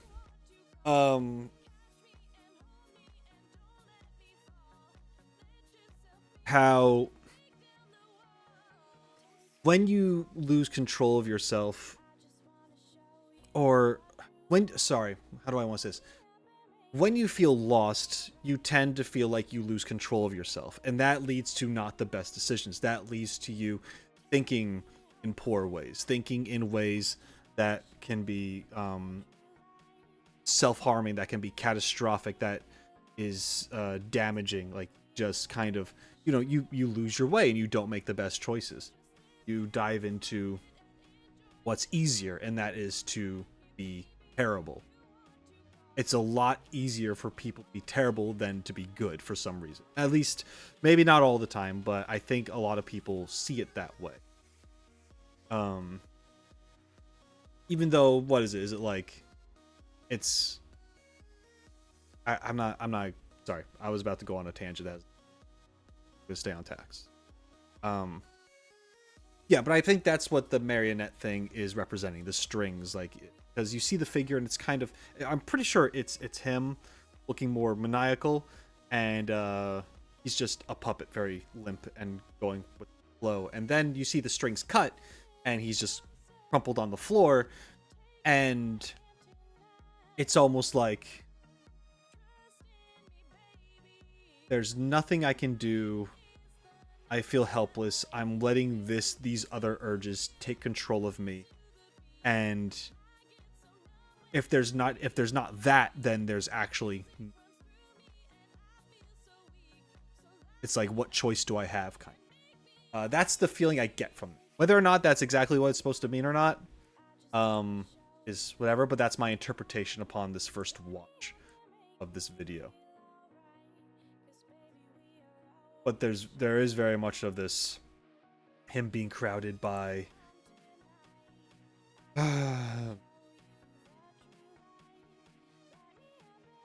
just overwhelmed, and being overwhelmed, and it leads bad.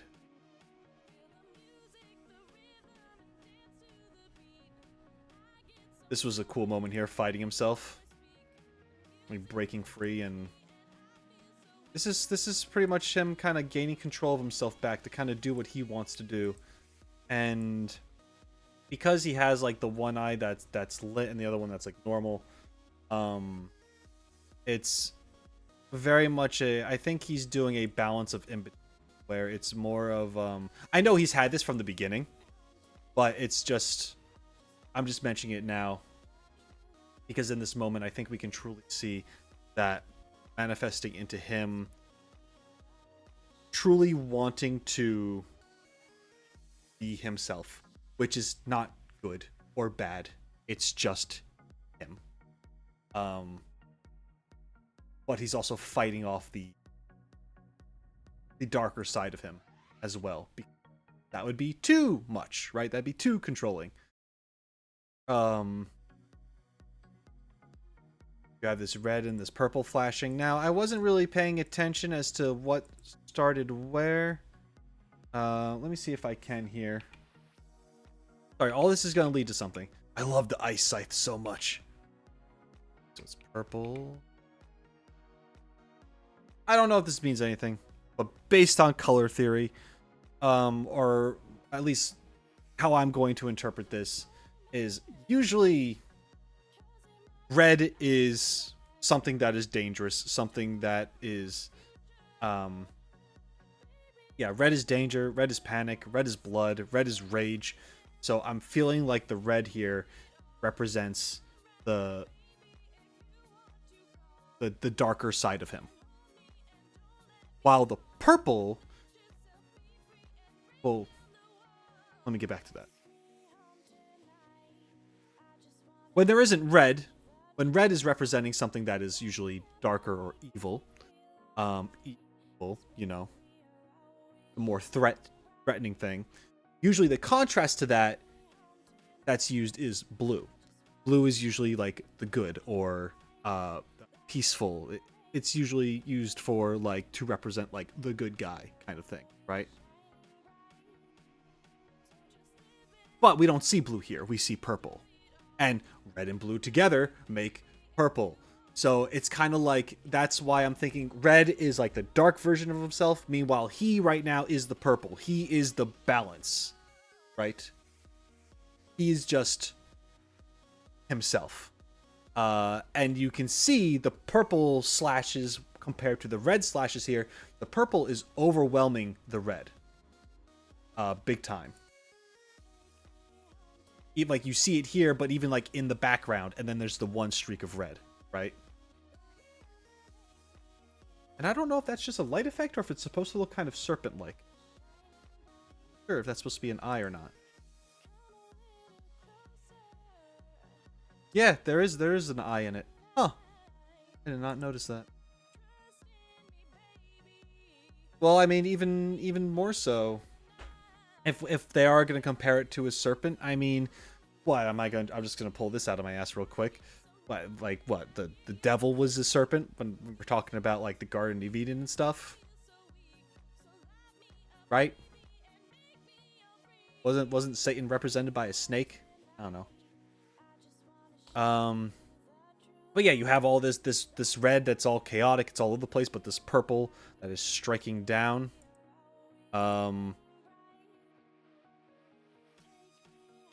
And then it hits, and it kind of causes an explosion. And once again, we're seeing more purple, the weapon flying away, getting stuck in the ground. And we see our boy standing there. Looking at the fear in the other one's eyes. Yeah, tearing that crap away. And then we have this moment. So,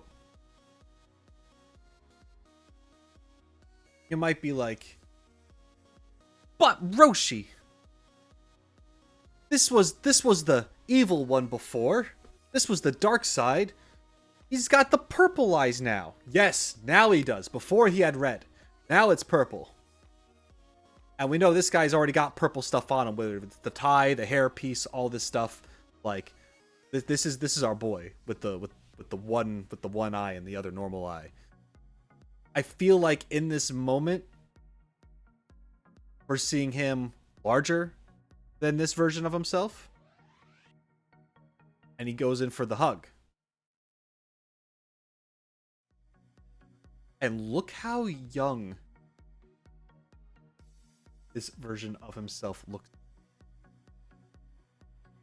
It just like kind of, compared to how imposing it was when it started, with the dark side of him approaching himself when he's all like bound and tied up and like afraid, and the dark side's coming in looking all like, you know, all suave and kind of like showing his muscles with his evil face. But now he's got control of himself and he beat back that darkness. He can tell that dark side of him was really just a scared kid the whole freaking time, man, because that's just what happens. Sometimes people do terrible things and it's out of fear, and people associate with fear to like their younger, because when you're afraid, when you're young, you can be afraid of like the simplest things. Not saying that his story is simple and that's the reason, but you know, it's just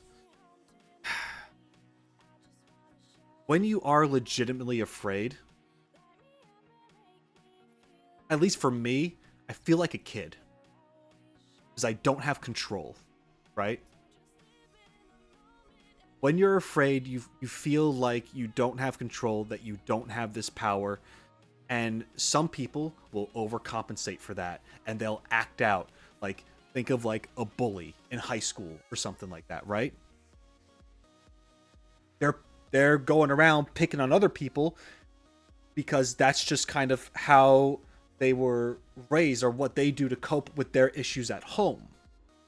Because they're really just a terrified person or a sad person.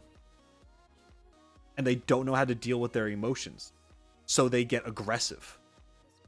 That's how they cope. Same shit. Same exact thing happening here. And I just loved how they showed it visually. And the music was a banger. And I think by far this is my favorite one I've seen so far as Zenless Zone Zero music videos. Alright. This was awesome. We got about 5 left. Let's continue. Senior!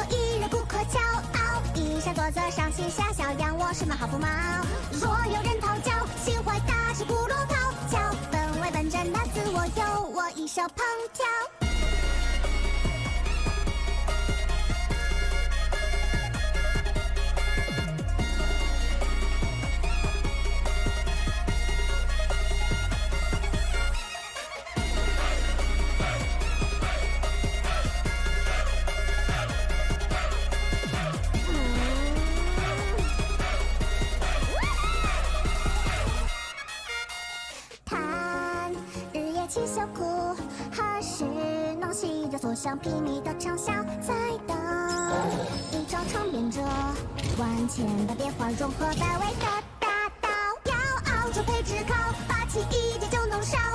世界大动力道，果然不可复苏扫描，小手无灵鸟，一残一刻不能少。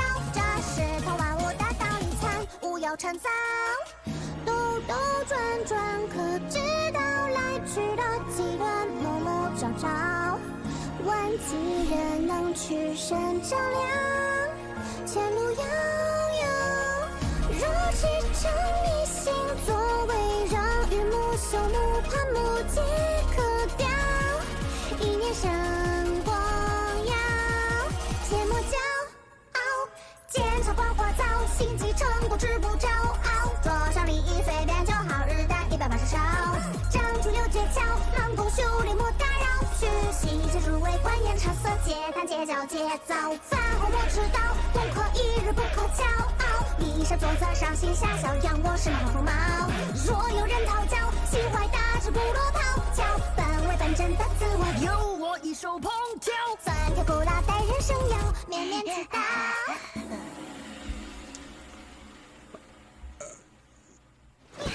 The rest of my responsibilities as senior can wait till tomorrow. Okay.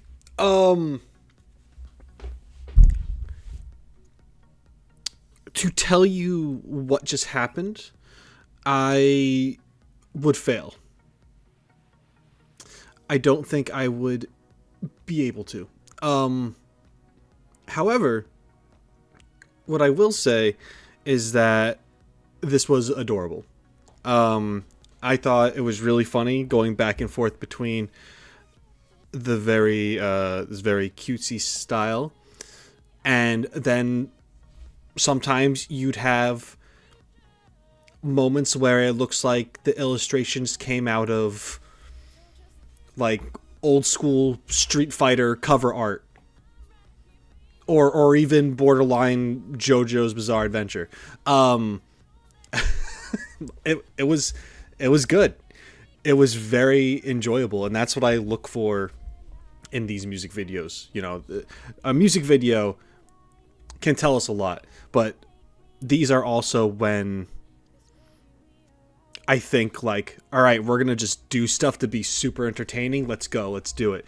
And some tell great stories, and I'm sure this one does too. If I could understand it, it really just kind of seems to be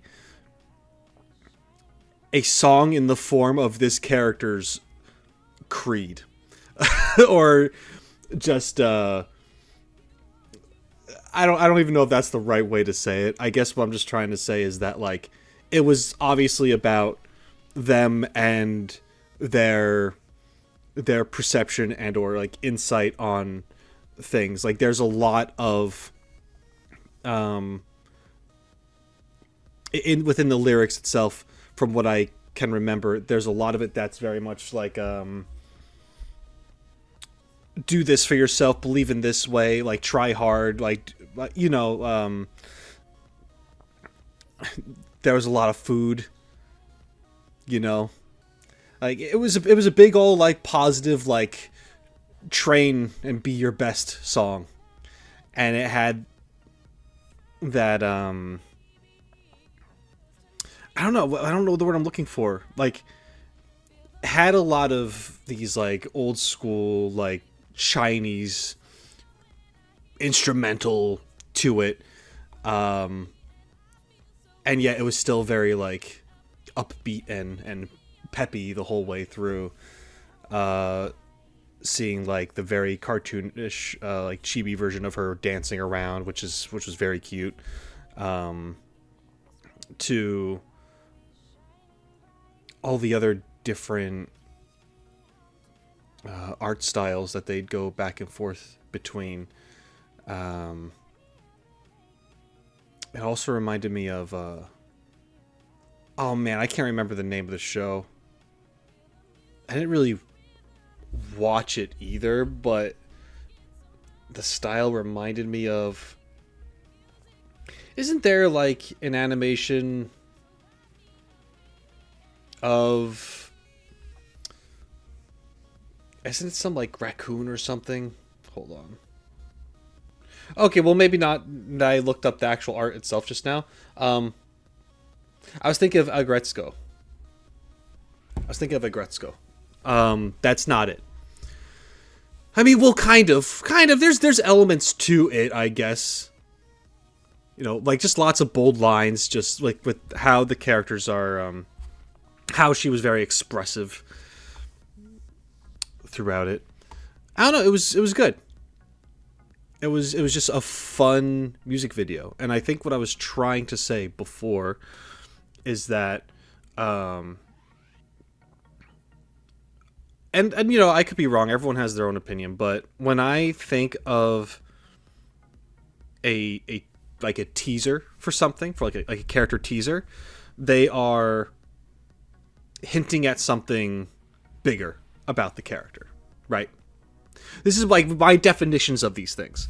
When there's a trailer, they are showcasing more about that character. They are sharing a little bit more about the character, enough to get you intrigued and want to, pull for that character. And then here we have like music videos, which I think are, you could tell a lot in music videos. But first things first is entertainment, I believe. So I think that's why I might be a little back and forth and weird when it comes to certain things, and say, like, for example, for Honkai Star Rail, I give Rappa a hard time, or I used to, because I was just kind of like, okay, yeah, like all of her stuff is just straight up music videos. But then I just thought about it, and it does work, because if what they are showing is an integral part to that character, then it's fine, I guess.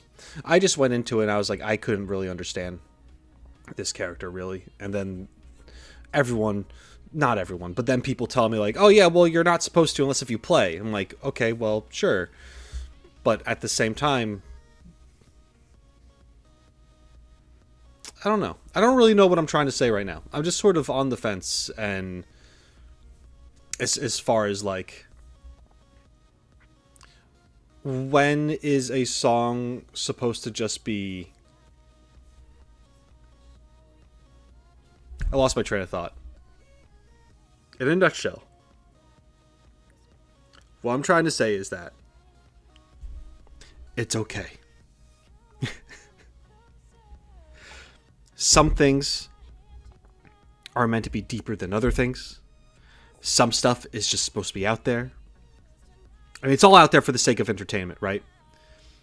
But some things are trying to be deeper than other things. And both are fine. I don't think this music video had anything too deep about it, but I thought it did what it was supposed to do. And it was a lot of fun. Holy crap. That's what I've been trying to say this whole time. I am sorry. We're going to move on to the next thing.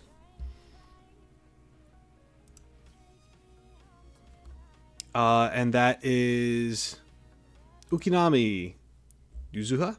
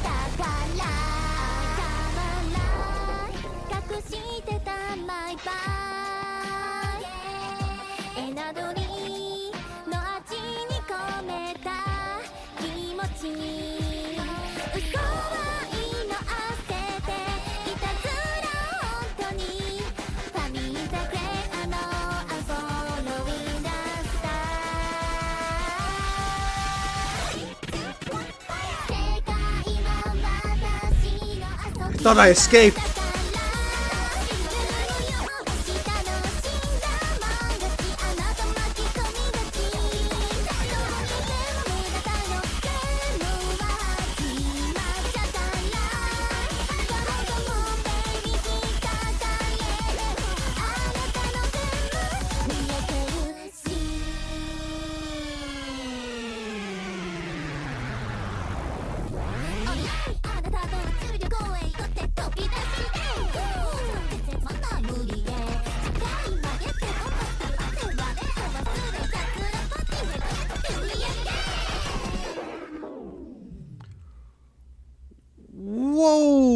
Okay, I really like that one. Yeah, of course, this is the most looked at part in the video. Of course it is.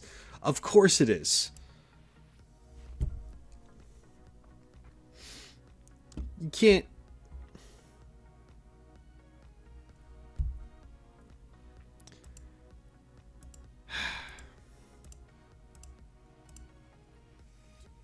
All right. So, what I want to say about this one is I really liked what they did here. There were a lot of instances of this character, who I imagine is the name, the Ukinami Yuzuha. Wonderland Trickery, yeah. All right. So,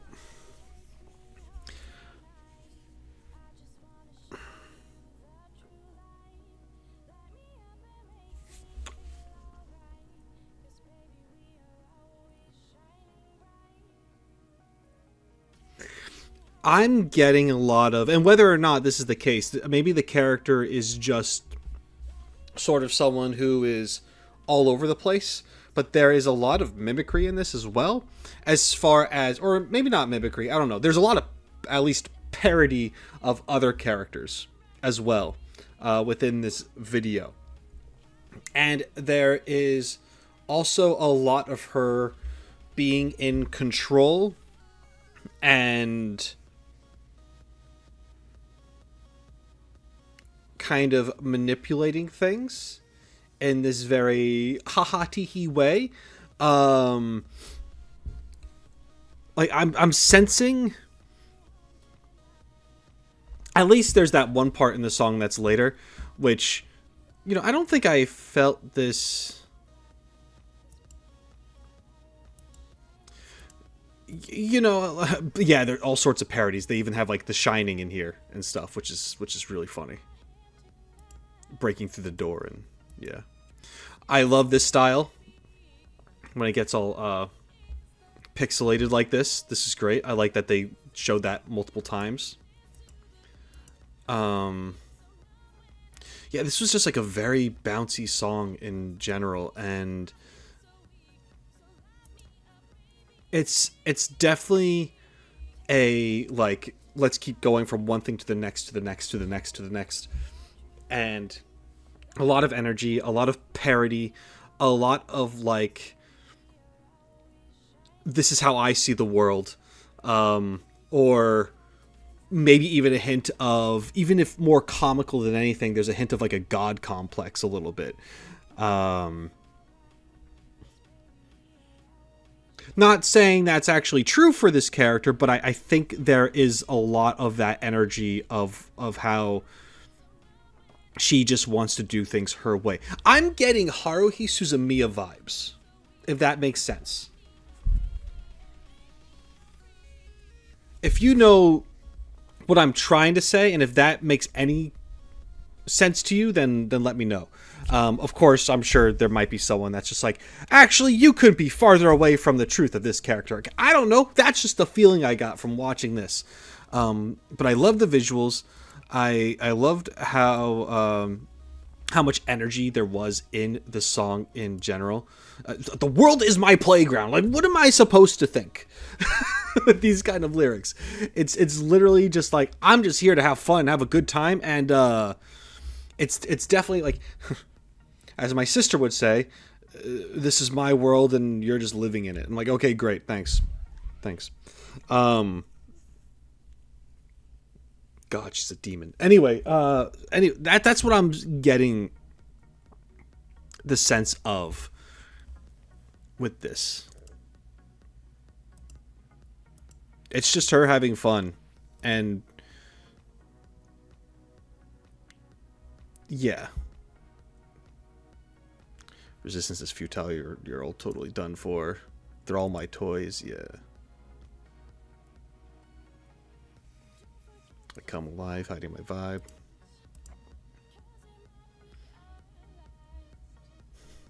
Sincerity mixed with a taste of energy drinks. Yeah, you know, she means well, but she's hyperactive.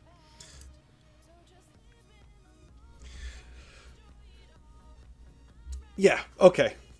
I said what I pretty much said about this. It's definitely a like, you know, what's the point of living if you're not having fun versus, or also I'm in control. This is my world. I'm just allowing you to live in it.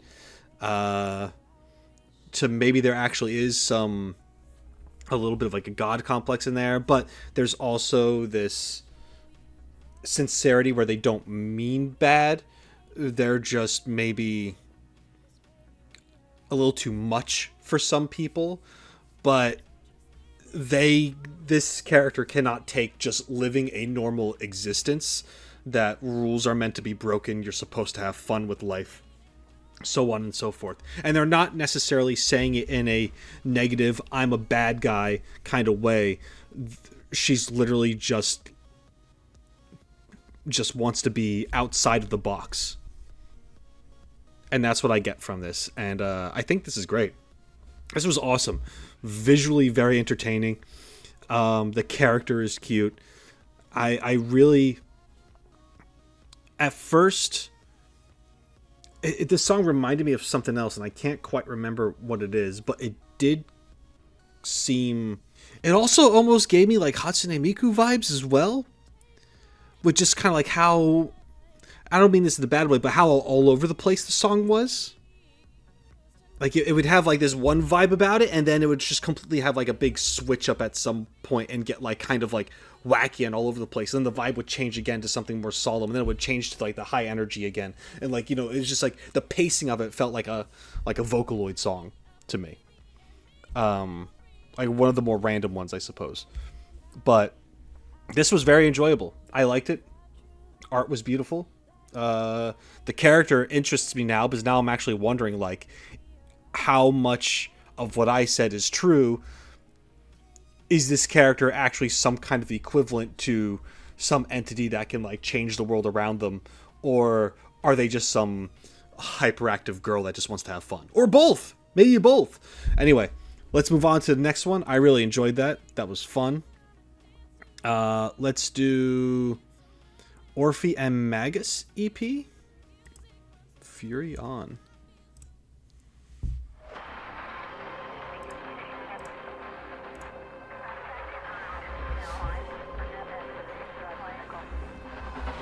I feel it rising within me. I can feel it taking a hold. Some kind of fire in the fury lights my soul.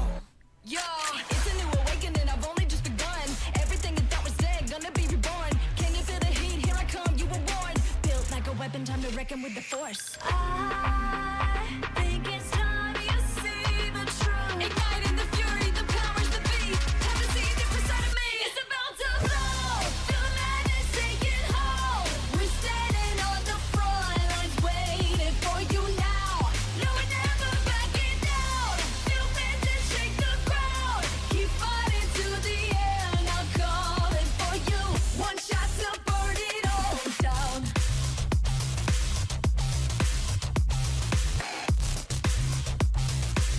One shot to burn it all down. One shot, burn it down. Only got one shot, one shot. One shot, burn it down. Yeah, burn it all down. Some say it feels like a nightmare. Some say it looks like a vision. I keep my eyes on the target. No turning back, and you better believe. Look me in the eyes so you get what you came for. Fierce power in the blood runs rampant. Trying to run and hide, are you looking for a hero? We're all fighting with the secrets that we keep. I think it's time you see the truth. Igniting the fury, the powers that be. Have a seed deep inside of me. It's about to blow. Feel the madness taking hold. We're standing on the front lines, waiting for you now. No, we're never backing down. Feel vengeance shake the ground. Keep fighting to the end. I'm coming for you. One shot to burn it all down.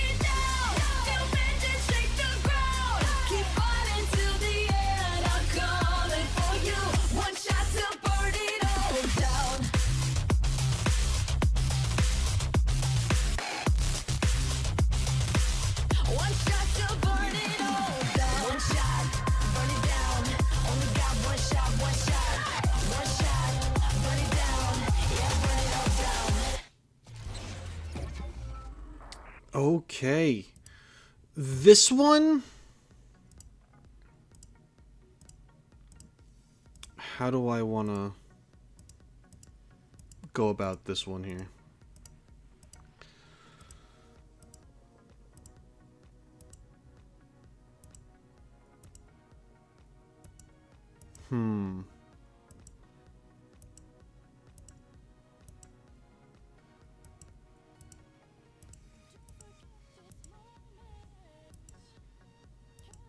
So I'm just going through it real quick.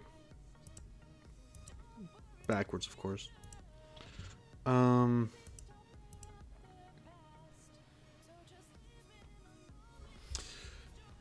Okay, so some of the visuals in this, well, a lot of the visuals in this were really good. In particular, I really liked like this moment here.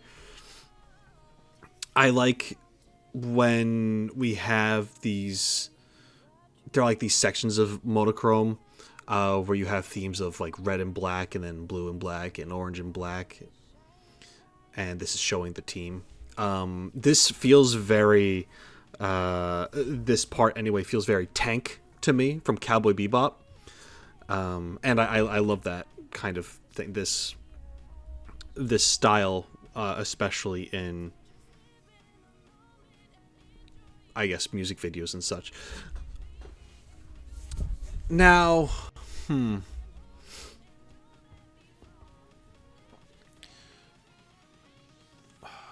don't know how to feel about this song, because there are parts of the song that I really, really like, but then there are parts of the song that I'm actually not a fan of. I feel like this is something that I wouldn't normally listen to, and then if I did, I would eventually get used to it and actually really like this song. But right now I'm kind of like, I don't know. There was something about, I think, like the rapping portions of the song that I didn't really like how they flowed. And that's like, I used to be someone that was very much like, oh, I just don't like rap music. That has changed over time. Not that I have any artists I can name, but like I appreciate it more for what it is than I used to. But for some reason, those portions within this song in particular, for whatever reason, just they didn't hit for me. But I liked when they were just singing. You know what it is? You know what it was? I can talk. I've talked. Let me see if I could find it. And it wasn't all the rapping either. It was like this. I don't even know if you would call it rapping. It's like one part that's like in the chorus.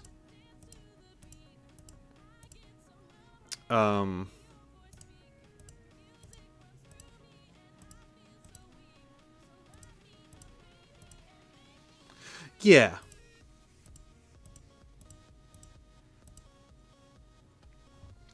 It was literally the one shot, burn it down, one shot, burn it down, one shot, burn it all down, one shot, burn it down, only got one shot, burn it down. Like, yeah, burn it all down. Like, I don't know. That portion right there, it sounded like it was trying too hard to be cool, and it wasn't cool to me.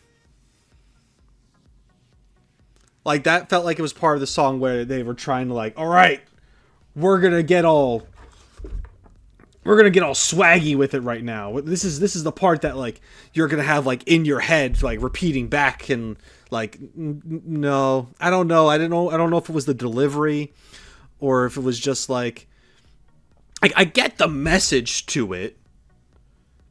The whole big song is like, it's a big fuck it, you know. But like, take your chance, like whatever, like, you know. But that part there, I'm like, I don't know, it feels a little too on the nose. It doesn't. It feels like it breaks away from the rest of the song. And it's weird because I enjoy the rest of the song. I really do. But it's like that one part where I'm like, I wish that was like rewritten to like anything, not anything else obviously, but just like something, I don't know. I didn't find the repetition of it and the way it was presented to my liking. But hey, by all means, if you really like this song and that's like your favorite part and I have insulted you, then sorry. But I'm impressed that my opinion would insult you that much. That actually makes me feel special, I guess, because my word means that much to someone. But anyway, I don't know. Jokes aside, this was fun. This was a good song. It was really cool visually. A lot of cool things in it. I just wasn't a fan of that one part. Everything else is great. I really like the visuals. And then here how it switches to the blue, because before we're dealing with a lot of like warm and like just hot tones with all the reds. To now we have this blue here, like these cooler tones. It's very nice, and it really sells that part. It's very serene feeling, right? And then we get the intensity back again with the fire and the bold text.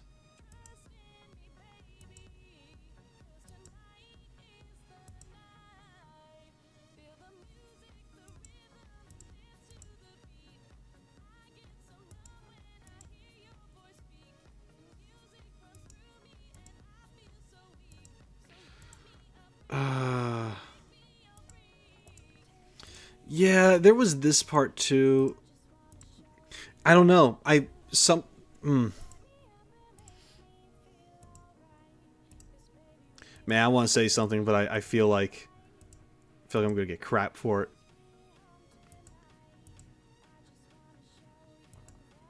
All right, I'm just gonna say it.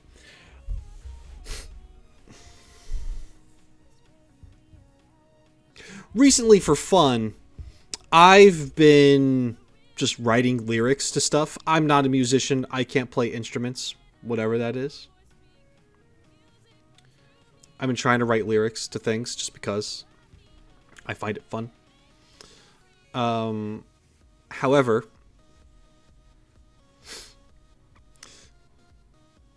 there is also Chat GPT and other AI programs that if you went onto it, you could be like, hey, write me a song. Now, I don't do that. I've experimented with it, but I don't like it because I'd rather write something myself.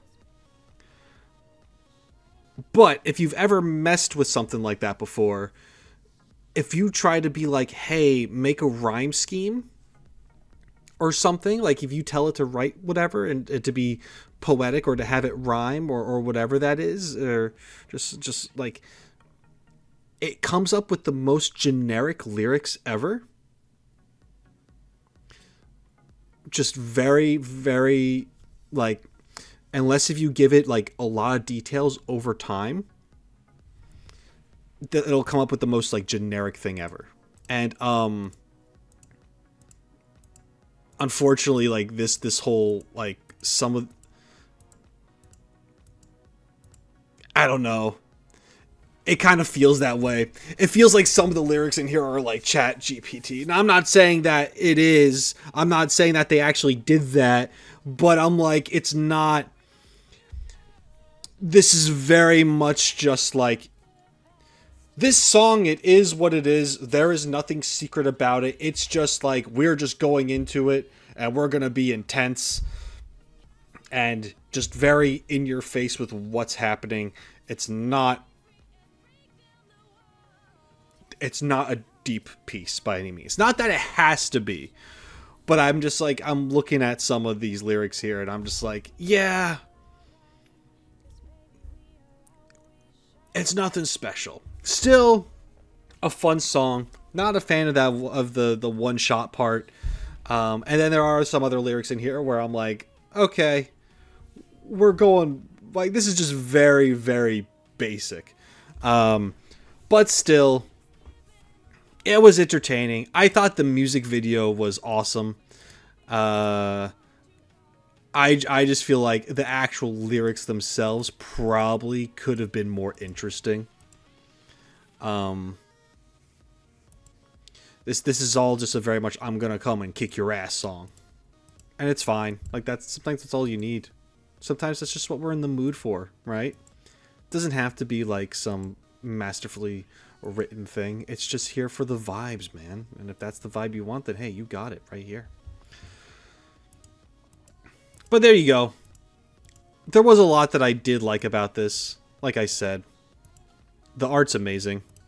They have some of that, like, some of those tank graphics in it. I like the bold text. I like the... like, this stuff like this is cool when it's on there.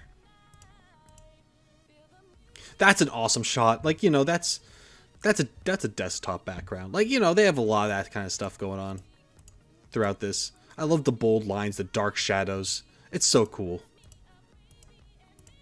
But yeah, so visually, this thing was awesome. Lyrically, could have been better. But the song is still very catchy. This is still a fun video to watch. Okay, we're going to move on to the next one now. Now we have... Lucia. Dummy Dummy. Dummy Dummy. Months of shiny white counting shit on my bed. We're still awake, tossing and turning. Little lamp so white while you hide it from the rest. Glow in the dark, come when the sun sets.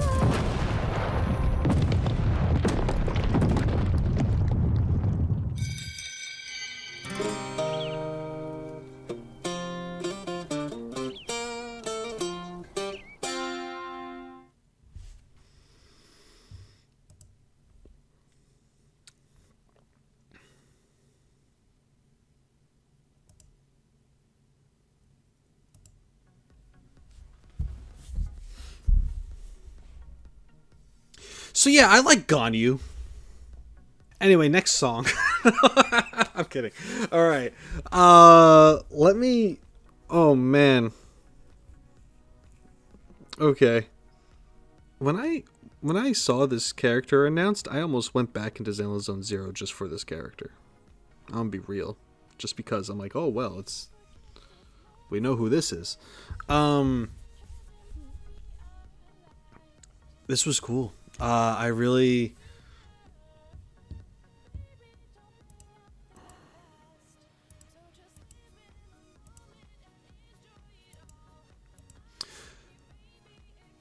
It's so funny. There was so much about this song that was like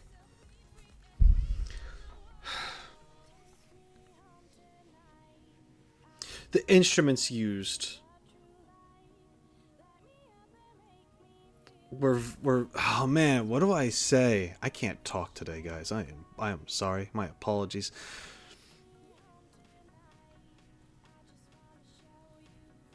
This song was very peaceful, and there was that build over time, and it's overall the feeling of this song overall is very it feels very peaceful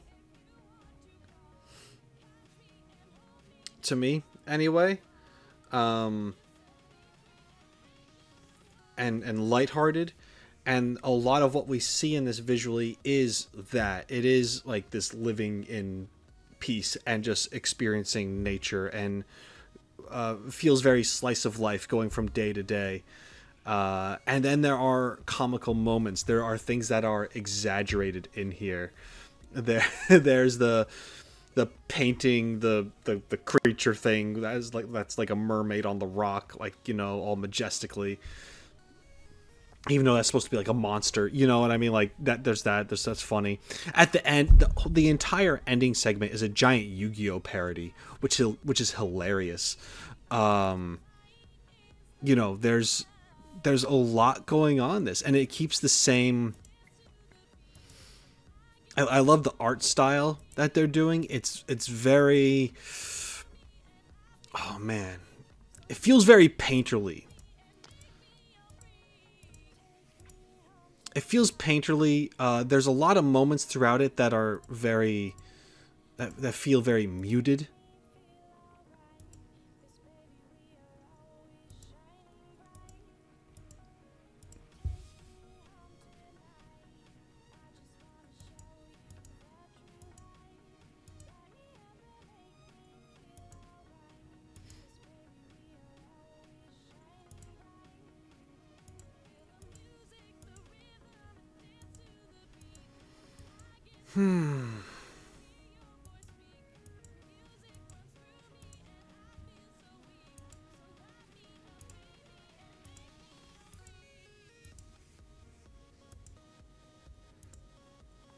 Okay, yeah.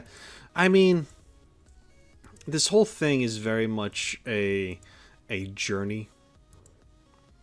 I feel like it is. Okay.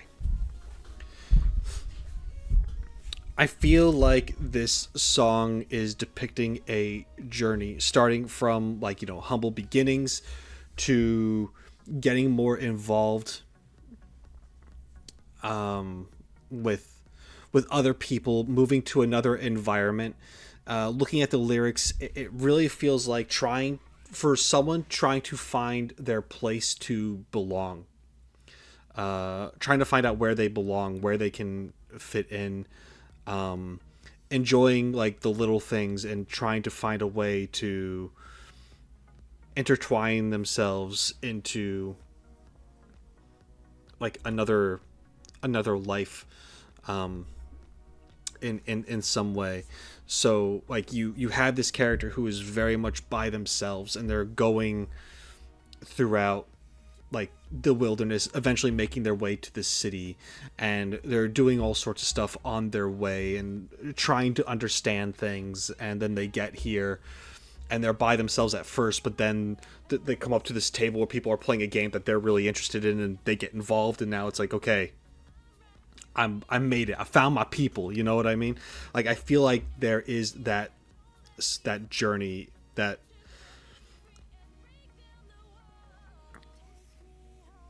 that's inspired from like a sense of wanting to belong, right? And once again, that is very Ganyu coded, because I know this character is Lucia, but I mean, come on, let's be real.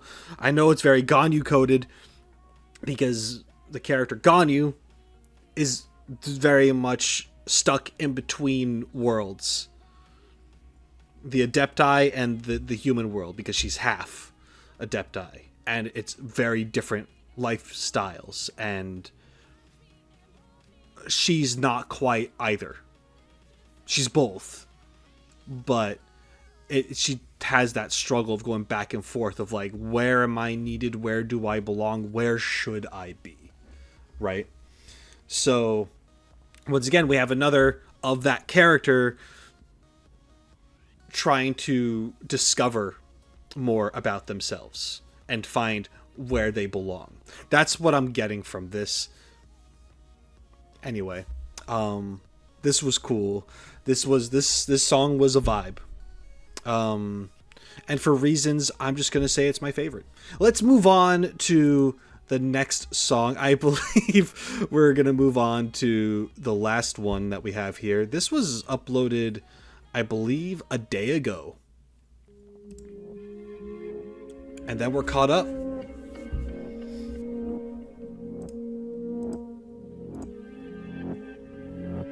This is Banyue, I Ask.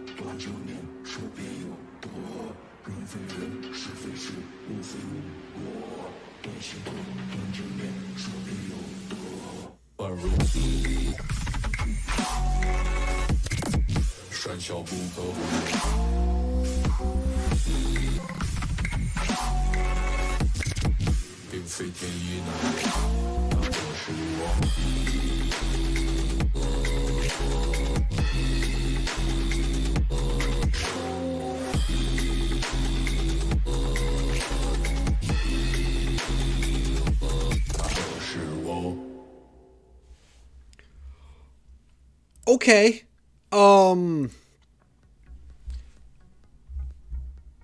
This was a really weird one.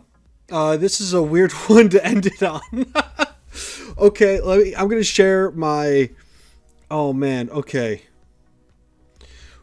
We got Warframe. We got Zenyatta from Overwatch, and we have once again Ashura's Wrath. That's what I'm getting from this. We have some jacked Zenyatta that looks like they were designed within the world of Warframe, but then we have a lot of this fire and like the white hair and this multiple arm like buff dude like energy, and and then we got like Mongolian throat singing trap music happening, and I'm intimidated. If this wasn't like a super intense, heavy punch you in the face song, but it was very weird. It was very weird. It was very mysterious. It was very like things are not as they seem. There is something bigger here. There is an element that turns everything up on its head, which is funny because when reading the subtitles, the lyrics for this song, they start upside down, and as they go they flip. So this was a very, very bizarre one. This felt pretty wild to me, but at the same time, it was cool. It was unique. We haven't had something else that was like that yet, so I respect it. I appreciate the weird factor. Is this something that I would look up on my own time and listen to again? No, I would not. Most likely, I would not. But still, this was something. This made me go, what is happening? Like, you know, like I don't know. It was cool though. I'll give him that. A lot of cool stuff. Didn't mean to do that. Sorry.